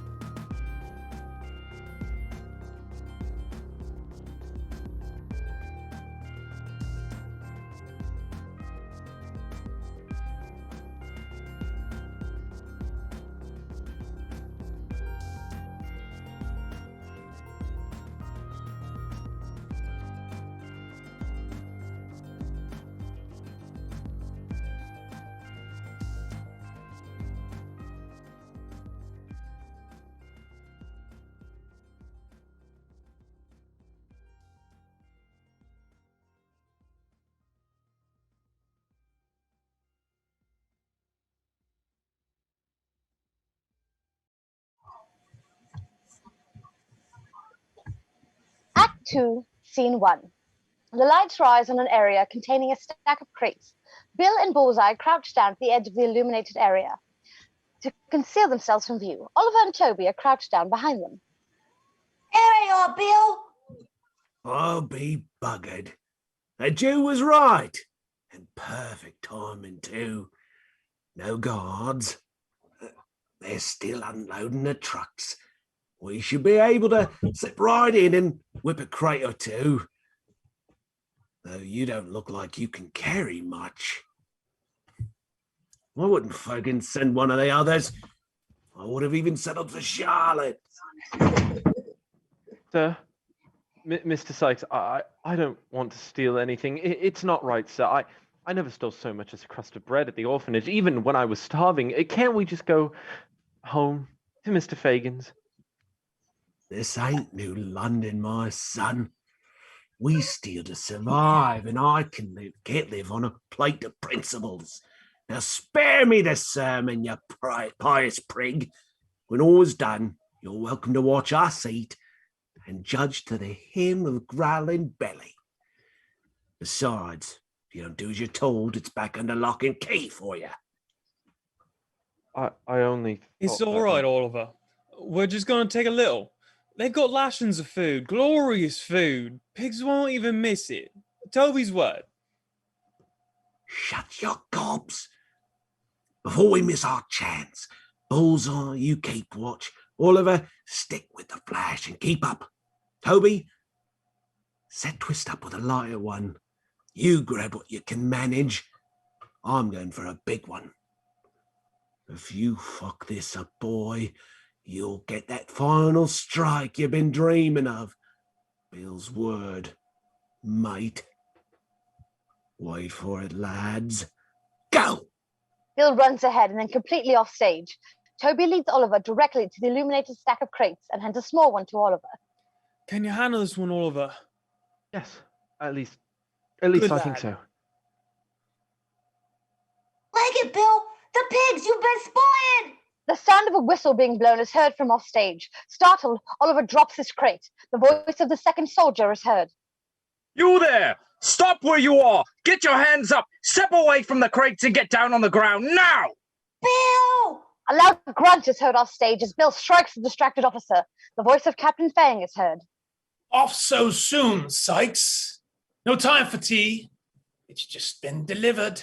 A gunshot is heard. Bill enters in a full stride. It's the Fang! Move now! Bill grabs the crate Oliver dropped and exits running with Bullseye close behind. Toby grabs Oliver by the arm and pulls him. Come on, Oliver. We're not going to lose you again, love. Toby's word. They exit running. Captain Fang strides on stage, gun in hand. He calls off. That was merely a warning shot, Sykes. I owe you better than a bullet in the back, my friend. But should you question my aim, allow me to disabuse you of doubt. Captain Fang raises his gun and slowly tracks an unseen moving target. He fires. Blackout. Act 2, Scene 2. The lights rise on Fagan's house. Fagan sits in his chair while Dodger, Charlie, and Bet play cards. Nancy anxiously stares out the window. Can't just sit here playing a bloody game. Why didn't you send me with Sykes, Fagin? They should have been back by now. Something's wrong. I just know something's wrong. I can feel it. Oh, women and their intuition. I'm sure all is well. Have faith in Bill. As for young Oliver, lovely though he is, he'll do us no good under glass. I'll not put him above the others. Oh no, Fagin, of course not. Of course you wouldn't, not you. Who would ever accuse you of playing? You bastard. You've been lying to us. How could I be so stupid? You would never have taken such a chance unless... What have you done? She throws herself at Fagin. Dodger grabs Nancy. Charlie and Bet both jump to their feet. He's gone round the bend. You saw the way he looked at Oliver. You all know what he is. After losing him once to Fagin, I know would have kept that beautiful boy on a leash. But no. Instead, he sent him on a job where the poor thing would be of little use and would only get in the way. First intuition and now hysterics. Must we play out every maddening trait of the female repertoire? The sound of a door being thrown open is heard. Sourberry, Noah, and Charlotte burst on stage. All things gone tits up, Fagin. What are you talking about? Job, Bill, Bullseye, Toby, and Oliver, spied by the pigs. Where are they? Don't know, but the Fang is here. Here? In the district. We heard he fired on them. Fang? Was anyone hurt? Of course they were. Fang doesn't miss. It had to be Bill. If Fang saw him, he would have gone for Bill. If I didn't know any better names, I'd say I detect a note of hope in that. Shut your fucking mouth. What should we do? I don't know about you lot, but I'm going to go look for him. I'll go with you. Me too. Nancy exits with Dodger and Charlie close behind.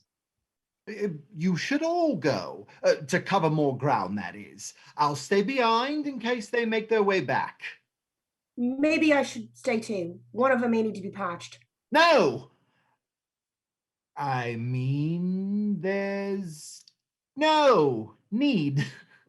I'm sure I can handle it, Bet, my dear. My dear, now is it? All of you mustn't waste a moment. Fagin hurries Noah, Charlotte, Bet, and Sourberry off stage. Sourberry stops and turns to Fagin. There's something else, Fagin. The gangs killing each other in the streets. Not exactly novel, is it? No, they're on the move. All of them. Pushing toward the docks, toward... That's not our concern, my dear. Let them butcher each other. I say good riddance. Besides, I think you'd welcome the bounty. One big horrid holiday for my Sourberry. But first, you've got work to do. An important undertaking for yours truly. Eh? Go. Sourberry exits, running. Did you hear? Indeed I did. Nancy's wrong. It must have been Oliver, not Bill. Oliver would have been the slower, easier target. And Sykes a larger one, with more personal value to the man at the trigger. I need guarantees, Fagin, absolute certainty. Show me a body. The Fang was not part of the bargain. The risk is greater now. I believe it only fair The to... terms are still sufficient. You need not be concerned. Just show me that boy's body. So that's what I sound like. Act 2, Scene 3. The lights rise on the streets of Old London. Nancy enters with Bet and crosses the stage. Bill? Bullseye? Toby? Oliver? We gotta find him, Bet. We will, Nance, we will. Don't forget the boys are looking too. Now, why don't you head towards Fleet Street? I'll take Baker Street. We gotta find him. I'll do my best, Nance. Nancy exits. But I'm no bloody detective. Bet exits in another direction. Sourberry enters, running with Noah and Charlotte close behind. We need to find them first. Why's that? Because we've already let Fagin down once. Oh, we've let him down lots of times. And, you daffy bint, if we trip over the lot before the Dodger does, we can finally knock him off Fagin's knee. But the Artful's the only one who ain't been on Fagin's knee. I haven't either. I'm saying, no more bluster and swank from I'm all right, Jack. Who's that? Dawkins, the Artful Dodger! He's right. I can do better. Now off with you. Find him. Noah and Charlotte begin to exit together. No! He leaps at them and forces them further apart with his shovel. Split up! You're gonna be the death of me. Hey, I rather like that. Looks like the Artful's not the only clever bloke. He turns back, having forgotten that Noah and Charlotte had exited.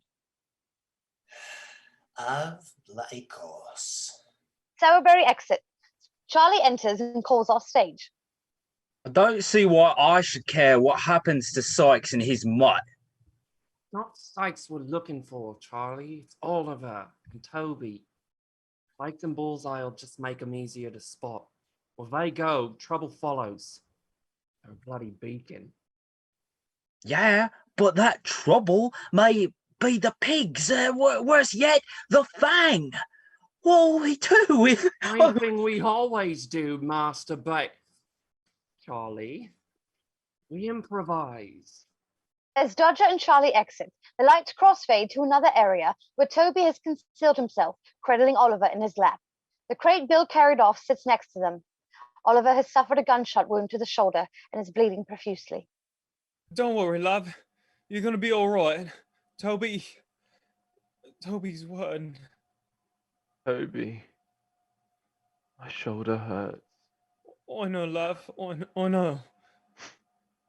It's so cold. My shirt's wet. Do you think Mr. Sykes will let us go home now? Not quite yet, Oliver. It's not safe. Soon, love. I hope. Oh, it's so cold here. Toby. Yeah. The coldest corner of hell. Bill enters with Bullseye. No sign of the Fang. Or his little piggies.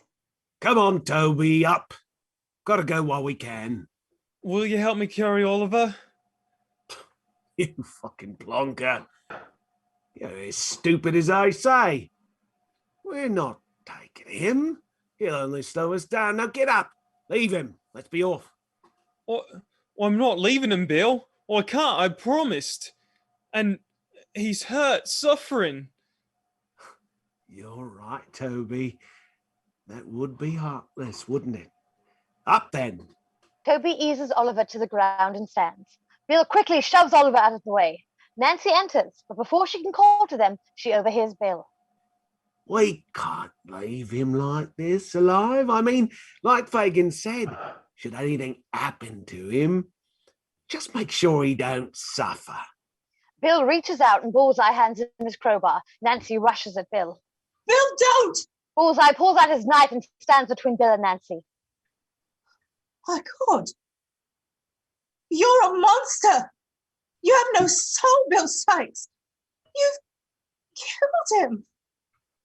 No, Nance, but I'm working on it. While Bullseye's attention is diverted, Nancy grabs his knife, knocks Bullseye aside, and stabs Bill in his side. Ah! She-devil, bitch! You stuck me, you fucking stuck me! Toby, take Oliver and go, now! But Nance, Now! Toby struggles to pick up Oliver and carry him away as quickly as possible. Bill tries to advance, but Nancy steps in his way and brandishes the knife. Let him go, Bill. They're no threat to you. Let the boy have a chance. Leave him alone. Leave us all alone. I don't ever want to see your face again. If I do, I swear to you, I'll go to the pigs and peach on you myself.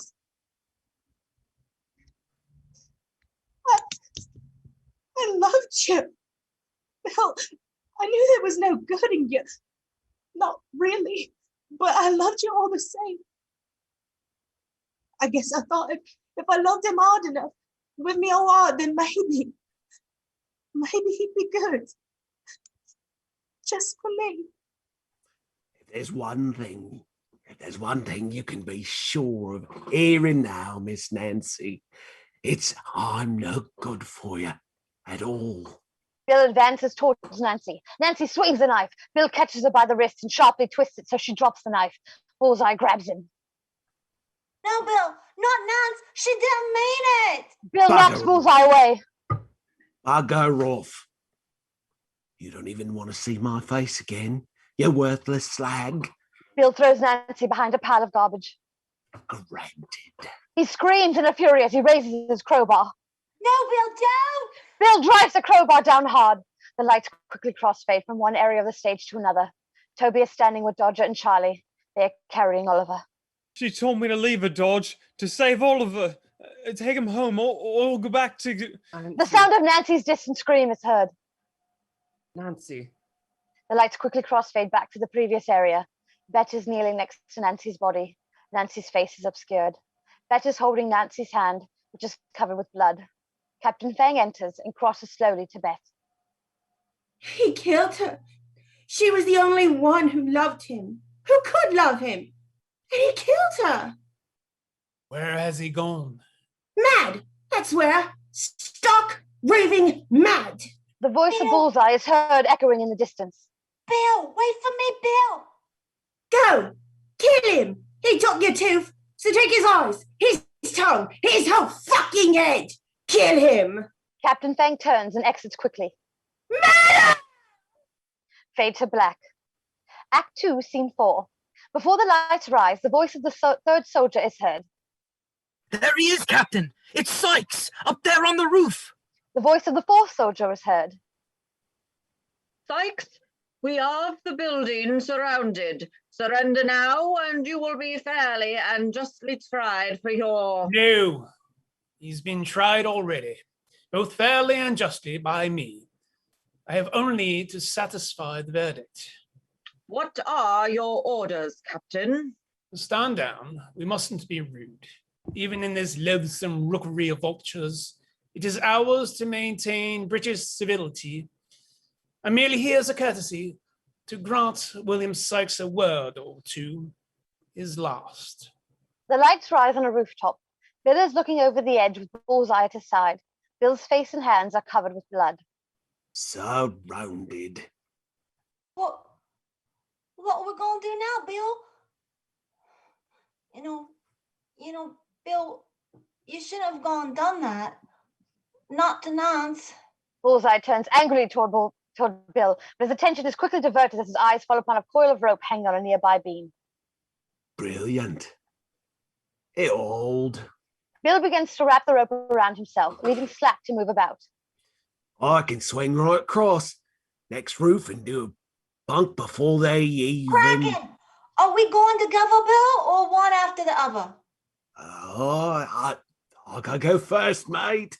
Make sure it's safe, and I'll send the rope back across for you. Kraken! Bill pulls on the rope again to gauge its strength. Captain Fang enters, his gun drawn and trained on Bill. Always said I'd see you swing, Mr. Sykes, but this isn't quite what I had in mind. Bill, it's the Fang! My little watchdog. Nothing gets past him, does it? Don't be too hard on him, Bill. At least he's loyal, perhaps to a fault. After all, I wouldn't have found you had he not been trailing behind, howling your name. He led me right to you. Now, step away from the edge. Hello, row over one dead old, eh, Captain? The girl in the alley? Should I be flattered that you think me so noble? What concern is it of mine if another brass nail has been driven into a coffin? No, Bill, I'm here on business. It is you I owe recompense for this fine silver. I will see it repaid with interest, and you certainly hold my interest, Mr. Sykes. No question. Bill takes a step back toward the edge. Not another step. Captain Fang points his gun at Bullseye. Or I'll put down your pup. Bill. Bill crosses to Bullseye. It's all right, Bullseye. Bill's here. We're partners, ain't we? Mates? Yeah, that's right. Bill takes Bullseye's head in his hands and looks into his eyes, smiling. And I promise that if any bloke hurts my lad, it's gonna be me. Bill snaps Bullseye's neck with a sharp twist. Bullseye drops the crowbar and his body falls limply into Bill's arms. Bill casts Bullseye's lifeless body over the side of the rooftop without a second thought and then steps away from the edge. After a moment, the sound of a distant crash is heard as if Bullseye's body struck something below. Bill stops, glances casually over the edge, and then turns back to face Captain Fang. Bullseye. Looks like we're even, kitty killers, the both of us. You, one of your lot, me, one of mine. My lot? Not the full shilling, are you, Captain? The boy you shot was some new London toff called Oliver. You're a murderer, my son. He's dead then. Soon, if not already. Lost a lot of the old He wipes his face and notices blood on his hand. red and sticky. Within my time, like my patience, is in short supply. Where is he? He aims his gun at Bill's head. Shoot me and you'll never know. Too true. He strikes Bill in the head with his gun and then holsters it. Bill stumbles to his knee and clutches his head in pain. Captain Fang removes his hat and coat and sets them nearby. As he does, Bill furtively reaches for the crowbar and slides it back towards himself. Fang crosses aggressively to Bill and stands over him. Bill quickly turns and lashes out with the crowbar. Captain Fang begins to struggle violently with Bill, eventually disarming him of his crowbar. Captain Fang then takes hold of the rope which Bill has wrapped around himself and pulls it sharply upward, wrapping it around Bill's throat. He pulls it and begins to choke Bill as he interrogates him. Where is he? Where is Oliver Twist? Thanks to you, he's sort of all over. Drip, drip. Captain Fang pulls the rope tighter. All right, all right. He's been keeping company with a gang of bother boys at a house near Field Lane. They whip for a nonce named Fagin. The same Jew for whom you used to whip when we first met, if I recall. And then you gave me this. He rubs the scar on the side of his face. Oh, I forgot all about that little scrap. Nice stitch work, though. Can't hardly notice anymore. Captain Fang pulls the rope tighter. It's quite enough lip. Yeah, you got lucky. Captain Fang pulls the rope so tight that Bill's face begins to turn red. Don't know a grudge, Captain. Past is past. Captain Fang reaches into Bill's shirt and pulls out the single cuspid which hangs on the cord around his neck. And yet you wear a token. No, not a token. A trophy, I think. Oh, it's time to let it go. Oh, that, Mr. Sykes. He gently drops the single cuspid back down into Bill's shirt. I heartily agree. Captain Fang pushes Bill off the rooftop and out of sight, with the rope still wrapped around his throat. The slack falls after him, while still connected to a beam on the rooftop itself. After a moment, the slack snaps taut and the sound of a crack is heard. The visible part of the rope swings slowly back and forth. Captain Fang looks over the side of the rooftop. Now that's what I had in mind. Captain Fang turns, crosses to pick up his hat and coat, and then exits. Fade to black. Act 2, Scene 5. Before the lights rise, the sounds of shouting, crashing, and riotous chaos are heard. The lights then rise in the streets of Old London. Sowerberry enters running, crosses the stage, and then exits on the other side. The sound of a loud thump is heard, and then Sowerberry's shovel slides back on stage. After a moment, Captain Fang enters, dragging Sowerberry limply behind him. Tricks and treats will have to wait. I wish to chew the fat. The question is, do you have enough to say to me, my lean lad? Sir? I need information. Answers. Yes, sir. Whatever you like. I was told that I would find a boy by the name of Oliver in a house near here. Do you know him? Do you know him? Twist, sir. That's the one. Where is he? I do, sir. He's with a man called... Sowerberry slowly raises his arm and misleads Captain Fang by pointing in the direction from which he first entered. That is, sir, you're very close. He's in a house at the end of the alley, just across the way. Good lad. Captain Fang stops to listen to the turbulent sounds all around them. Do you hear that? What the symphony is to our culture, the cacophony is to yours. Not my particular taste, mind you. It, like the denizens of these squalid streets, lacks sophistication.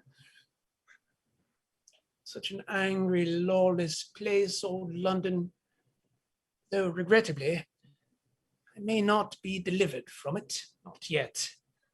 Not without Oliver Twist. And if I find that you've lied to me... No, sir, it's the truth. Good Lord. And take off that cowl.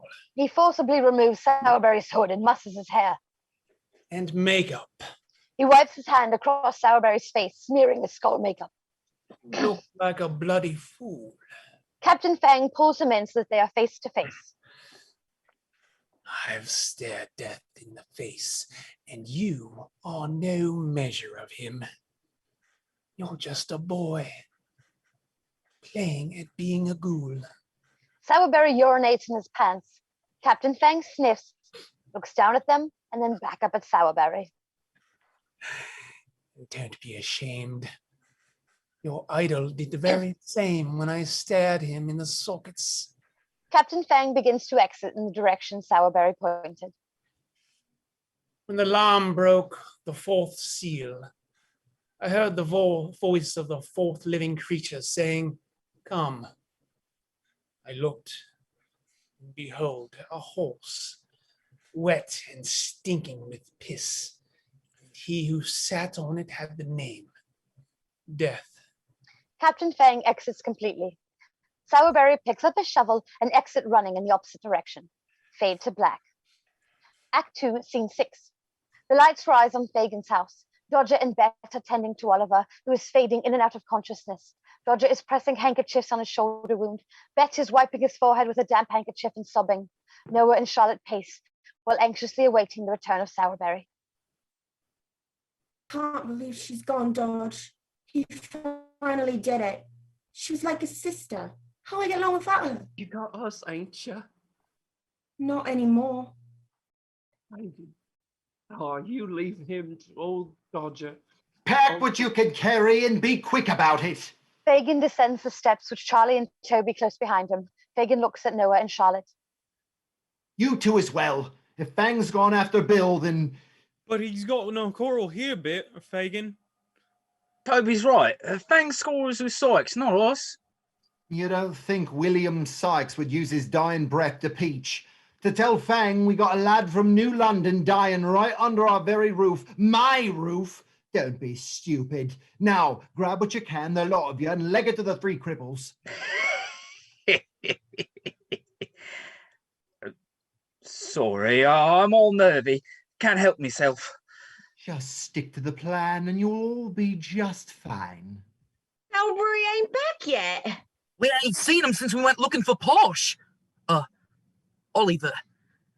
Well, he'll just have to catch up then, won't he? Fagin is interrupted by the sound of a loud thump off stage. Noah and Toby cross toward the front door. No, not yet, not yet. Fagin removes the seat of his chair and produces a gun. Are you daft, Fagin? What if it's the... Fagin gestures to Dodger, who covers Bet's mouth. He then nods for Noah and Toby to check the hall beyond the main door. Noah and Toby look at one another and then exit. After a moment, the voice of Noah is heard. Fagin! Fagin, it's Sowerberry! Noah and Toby enter, supporting Sowerberry. He was on the steps. Can't seem to catch his breath. What smells like piss? Fagin gestures for them to sit Sowerberry in the chair. What happened, my dear? Fang caught me. Stared him square in the tooth, I did. Oh. He's looking for Oliver. Yeah, and what did you tell him? What did you tell him? I didn't peach Fagin, honest. I got them all turned around, I did, but he's close. Hush, my dear. I believe you. You did right by your Fagin. I feel it in me bones, eh? Now, no time to dally, my dears. It's off to the cripples with the lot of you. Fagin looks at Dodger, who nods towards Bet. Fagin then looks at Bet. You two. She stands and approaches him as if to thank him. Just help Charlotte and the lads. Hurry it along. Fagin. He looks at Fagin, then down at Oliver, and then back up at Fagin. We got to leave him here, Dodge. He needs to be found by his own. We can't be around when he is. But he's still bleeding pretty badly. They're the only ones who can help Oliver now, my dear. Noah, Charlotte, Sourberry, Charlie, Toby, and Bet gather by the door. Now, off with you. I won't be far behind. Fagin takes one final look at his Erzat family. Oh, my beautiful boys. Charlie. He kisses Charlie on the forehead and then sends him off with a swat to his behind. Charlie exits. Toby, love. He kisses Toby on the forehead and then sends him off with a swat to his behind. Toby exits. My Sourberry.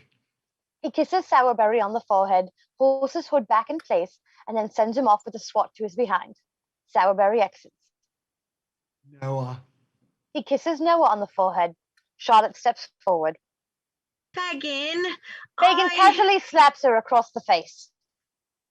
She grabs her cheek and reels. Noah takes her by the arm and they exit. Bet steps forward. Bet. Fagin cups her breast congenially. Ladies. Ta-ra. I'm going to stay behind with Oliver. And Chance getting pinched? I won't have it. Please, Fagin, let me sit with him. I'm the best you got. I'll be gone before the pigs hit the hall. I promised I'd protect him, look after him. I've done a fine job of that, ain't I? This is all I can do for him now. Face it, Dodge. Oliver's already lost more blood than a wisp like him can manage. He's well on his way to giving up the ghost. And if I'm to tell all, that boy is worth more to me, us, dead than kicking. What do you mean? A young man came to call. Now, just who he is not important to you, my dear, but he tendered a rather generous offer on Oliver's last breath. An offer that could change our very lives. It's black murder. You're no better than Sykes. Nancy was right. You sent him off to die. I gave him a proper chance, didn't I? I could have peddled his little white throat at any moment. But that's all behind us now. What's done is done. I brought him to you. Yes, yes. And there's gain to be had for us both. You deserve your peace after all, a finder's fee, if you will. You, my best boy, will share in the windfall. You made all of this possible. For the first time, an honest word has fallen from your mouth, Fagin, and it drips with more venom than any lie. An evening of Victorian melodrama with the incomparable Mr. John Jack Dawkins, the artful Dodger. Bravo. Would you be so good as to sign me playbill on your way out? To the cripples with you. I haven't time for your codswallop. Time? Fagin crosses to Oliver's unconscious body. This handsome lad is worth quite a bit of coin, Dodge, but he's also cost us dearly as well. Our safety, our obscurity, Nancy, Bill. Well, Nancy anyway. I'd say there's no harm in claiming what little he has left, just to be sure we're square.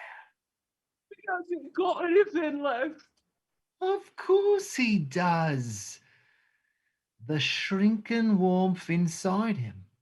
In business, it's what we call profiting on the back end. Fagin leans down and begins to kiss Oliver's bare chest. Give us a quick one, my angel. Fagin turns to look at Dodger and once again gestures for him to exit. Unless you want to watch, I don't mind. Dodger, desperate to help Oliver, crosses to Fagin. Approaching him from behind, he begins to caress Fagin seductively.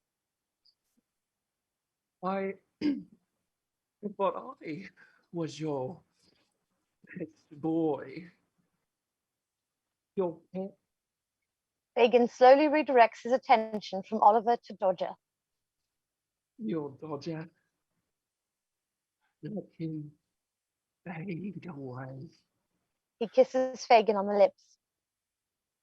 Let me show you at last just how artful I can be. We haven't time for this. Not now. Soon. Not now. You've no cause to be jealous, my dear. Don't I? You don't look at him like you do the others. You look at him like you look at... You always said there ain't no lad like me. There ain't. Let me prove it to you, my dear. Dodger kisses Fagin again.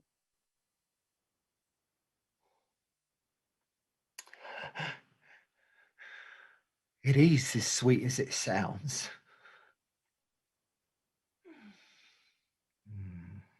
There ain't no lad like you. Never will be. You're the one who has my heart. I've waited for so long to win yours, Jackie. Do you love me? Fagin, you're right. Not now. Soon. The pigs will be... We'll find a dead boy, shot by one of their own bullets, a boy we looked after. For this. For you. I'll risk them finding us as well. Come upstairs with me, Jackie.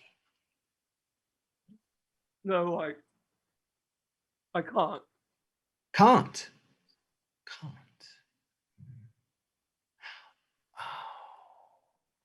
Won't. Stolen for the pigs, eh? I believed you. Because I wanted to. You knew I would. Kept your word, though. Showed me just how artful you could be. My protege, indeed. Well played. Fagin reaches out and pulls Dodger's head back sharply, and producing a knife, holds it to Dodger's throat. But you'll find that there's always another lesson to be learned, another trick to master. Your Fagin never stops scheming them up. Now, my dear, let us see your bid through. That is, unless you prefer I cross the red lane on my way to the cripples. He throws Dodger face down on the ground, pins him and pulls at his pants. While they struggle, Oliver begins to stir. Through his daze, he sees that Dodger is in trouble. He spies the nearby gun and takes hold of it. He struggles to his feet with what little strength he has left. Leave him be, damn you! Oliver fires the gun off in the air. The loud noise distracts Fagin long enough for Dodger to free himself and scramble away while pulling up his pants.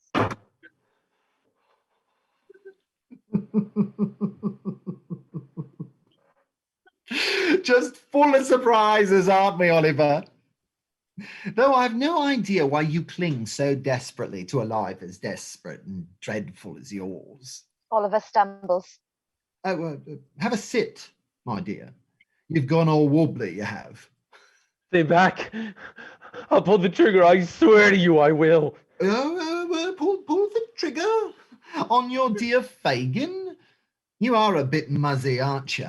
Is this how you show your appreciation in New London? With a bullet? And they call us unrefined. I mean, if you'd like to thank me with a bang, this ain't quite what I said stay back. Hard to steady those arms, eh? Bleeding as you are, shoulders screaming. Give us the gun, lad.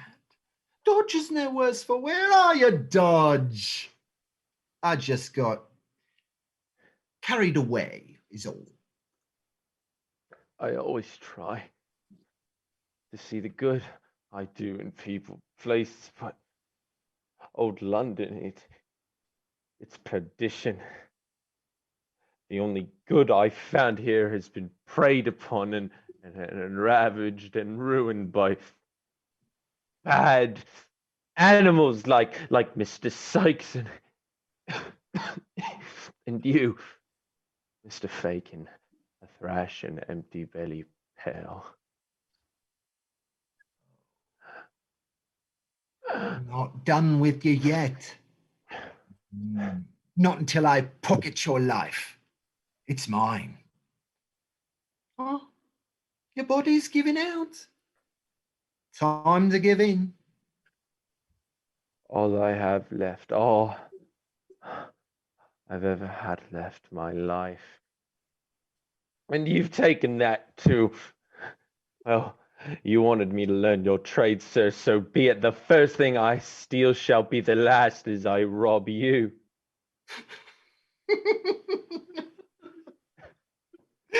You cheeky little git. Rob me? Of what? What you treasure most. Dodger. Thank you. Oliver points the gun at Fagin's crotch and pulls the trigger. Fagin drops his knife and clutches the wound, screaming in agony. He lurches toward Oliver, who shoots him again, this time in the chest, before collapsing himself and dropping the gun. Fagin staggers towards his chair. As he does, he rasps out a labored, improvised verse to the tune of the song he composed for Bet.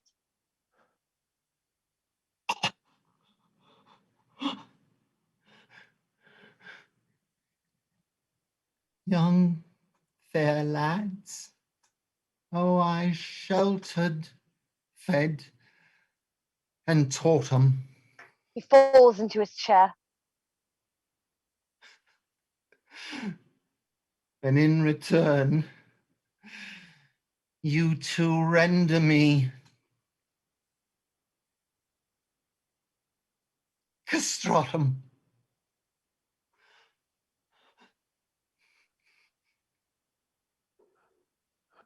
Like it? Wrote it myself.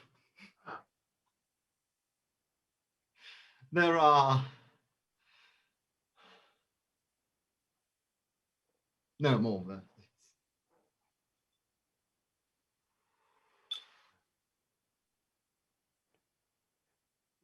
You was wrong, Dodger.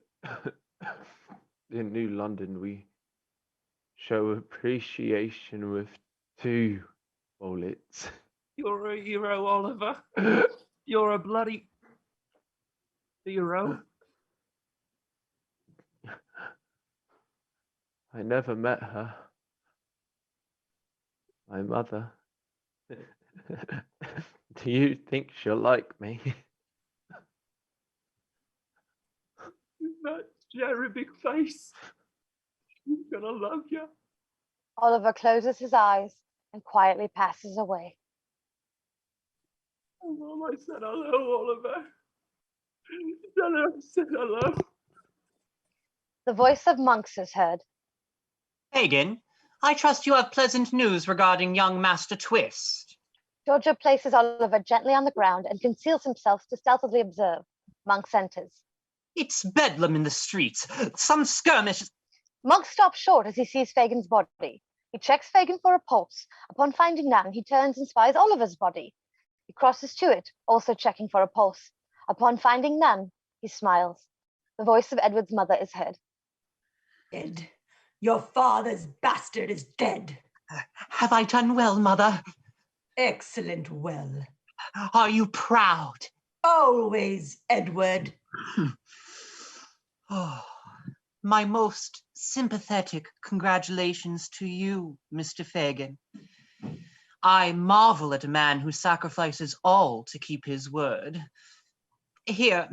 He places a coin in Fagin's lifeless hand. A coin for Charon.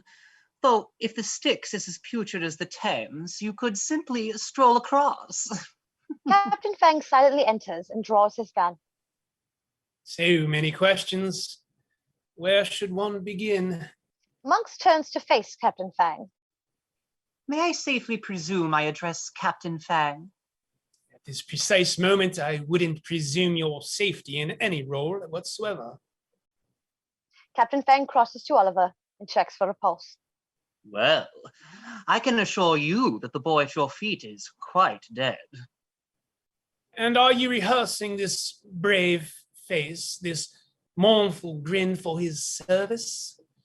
Ghastly. The Jew? A man of no moment, Captain, for, like the lad, his moment has passed.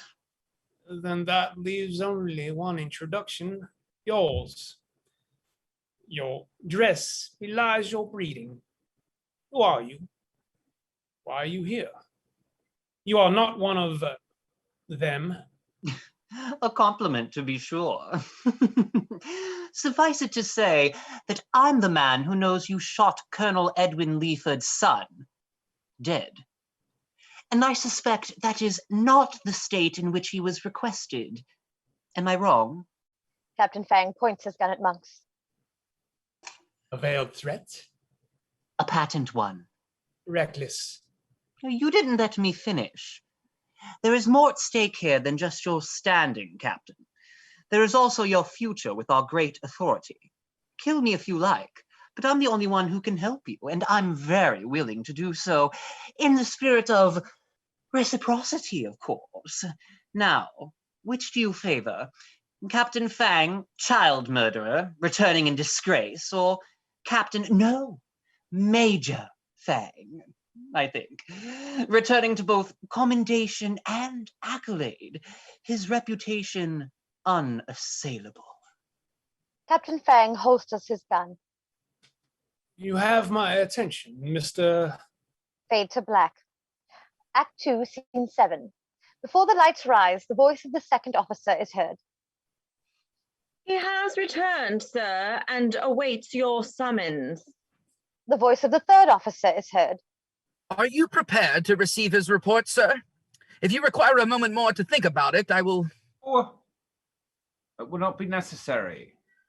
Send him in. The lights rise in a small, unoccupied area. The sound of a door opening and then closing is heard. After a moment, Captain Fang steps into the illuminated area. Sirs? Captain, what have you to report regarding the... May we please dispense with the formalities? Captain, did you find him? Did you find Oliver Twist? I did, sir. And? Well, go on, man. And I have returned to New London with the orphaned son of Edward Leaford.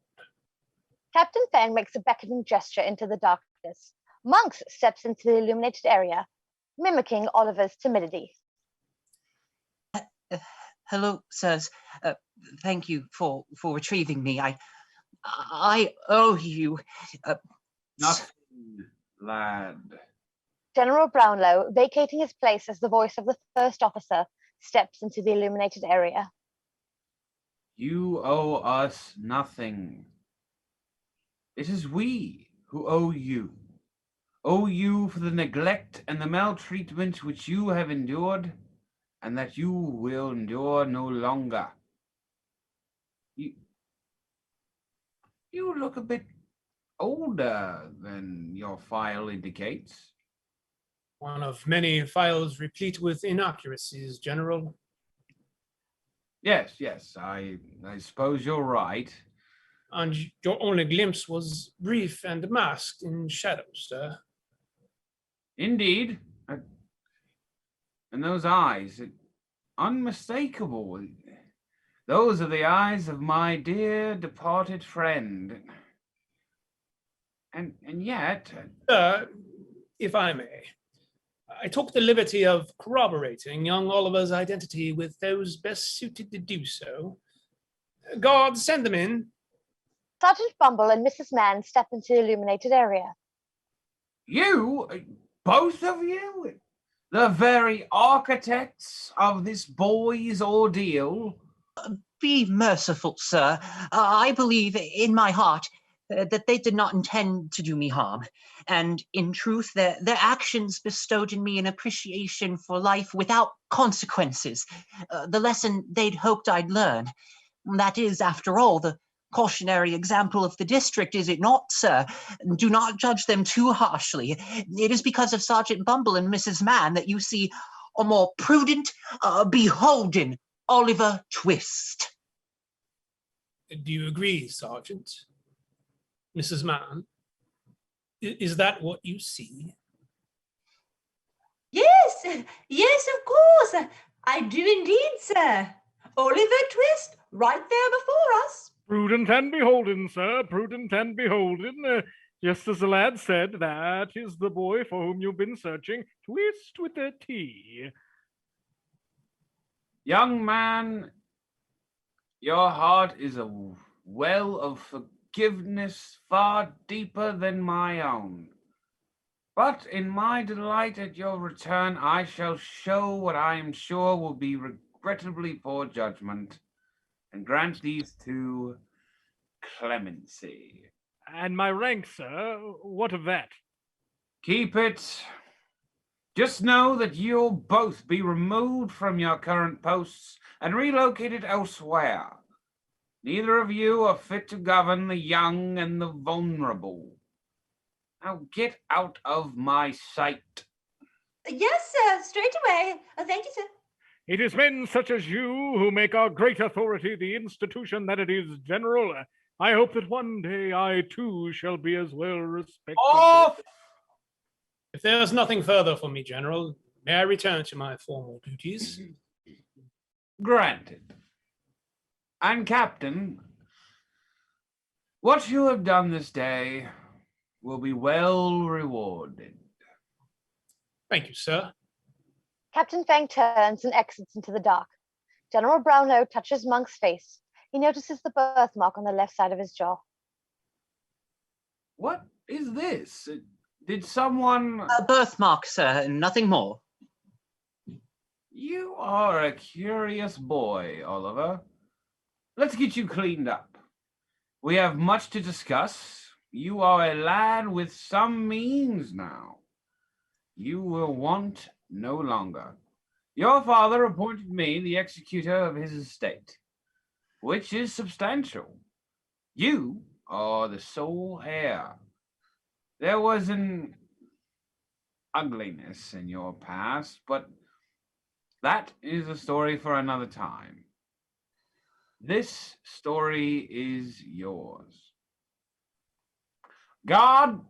A guard steps into the illuminated area and salutes General Brownlow. Please escort young Charge to a hot bath. Afterwards, we will dine together. Oh, thank you, sir. Thank you for all that you have done. General Brownlow gazes deep into Monk's eyes. Those Leaford eyes. Forgive the interruption, General, but we have just received word that a dockside warehouse has been set ablaze in the district. The fire is spreading and the people have run riot. The authority requests your official approval to begin reclamation. It is urgent, sir. General Brownlow crosses past Monks into the darkness. This way, sir. This is my story, isn't it? And it's a happy one. Monks exits into the dark. And like all the best stories. The guard lifts the brim of his hat, revealing Dodger underneath. He removes a long, slender cloth from within his uniform. It ends He stretches the cloth and wraps it around both hands, drawing the cloth taut. with a twist. Fade to black. Curtain. End of play.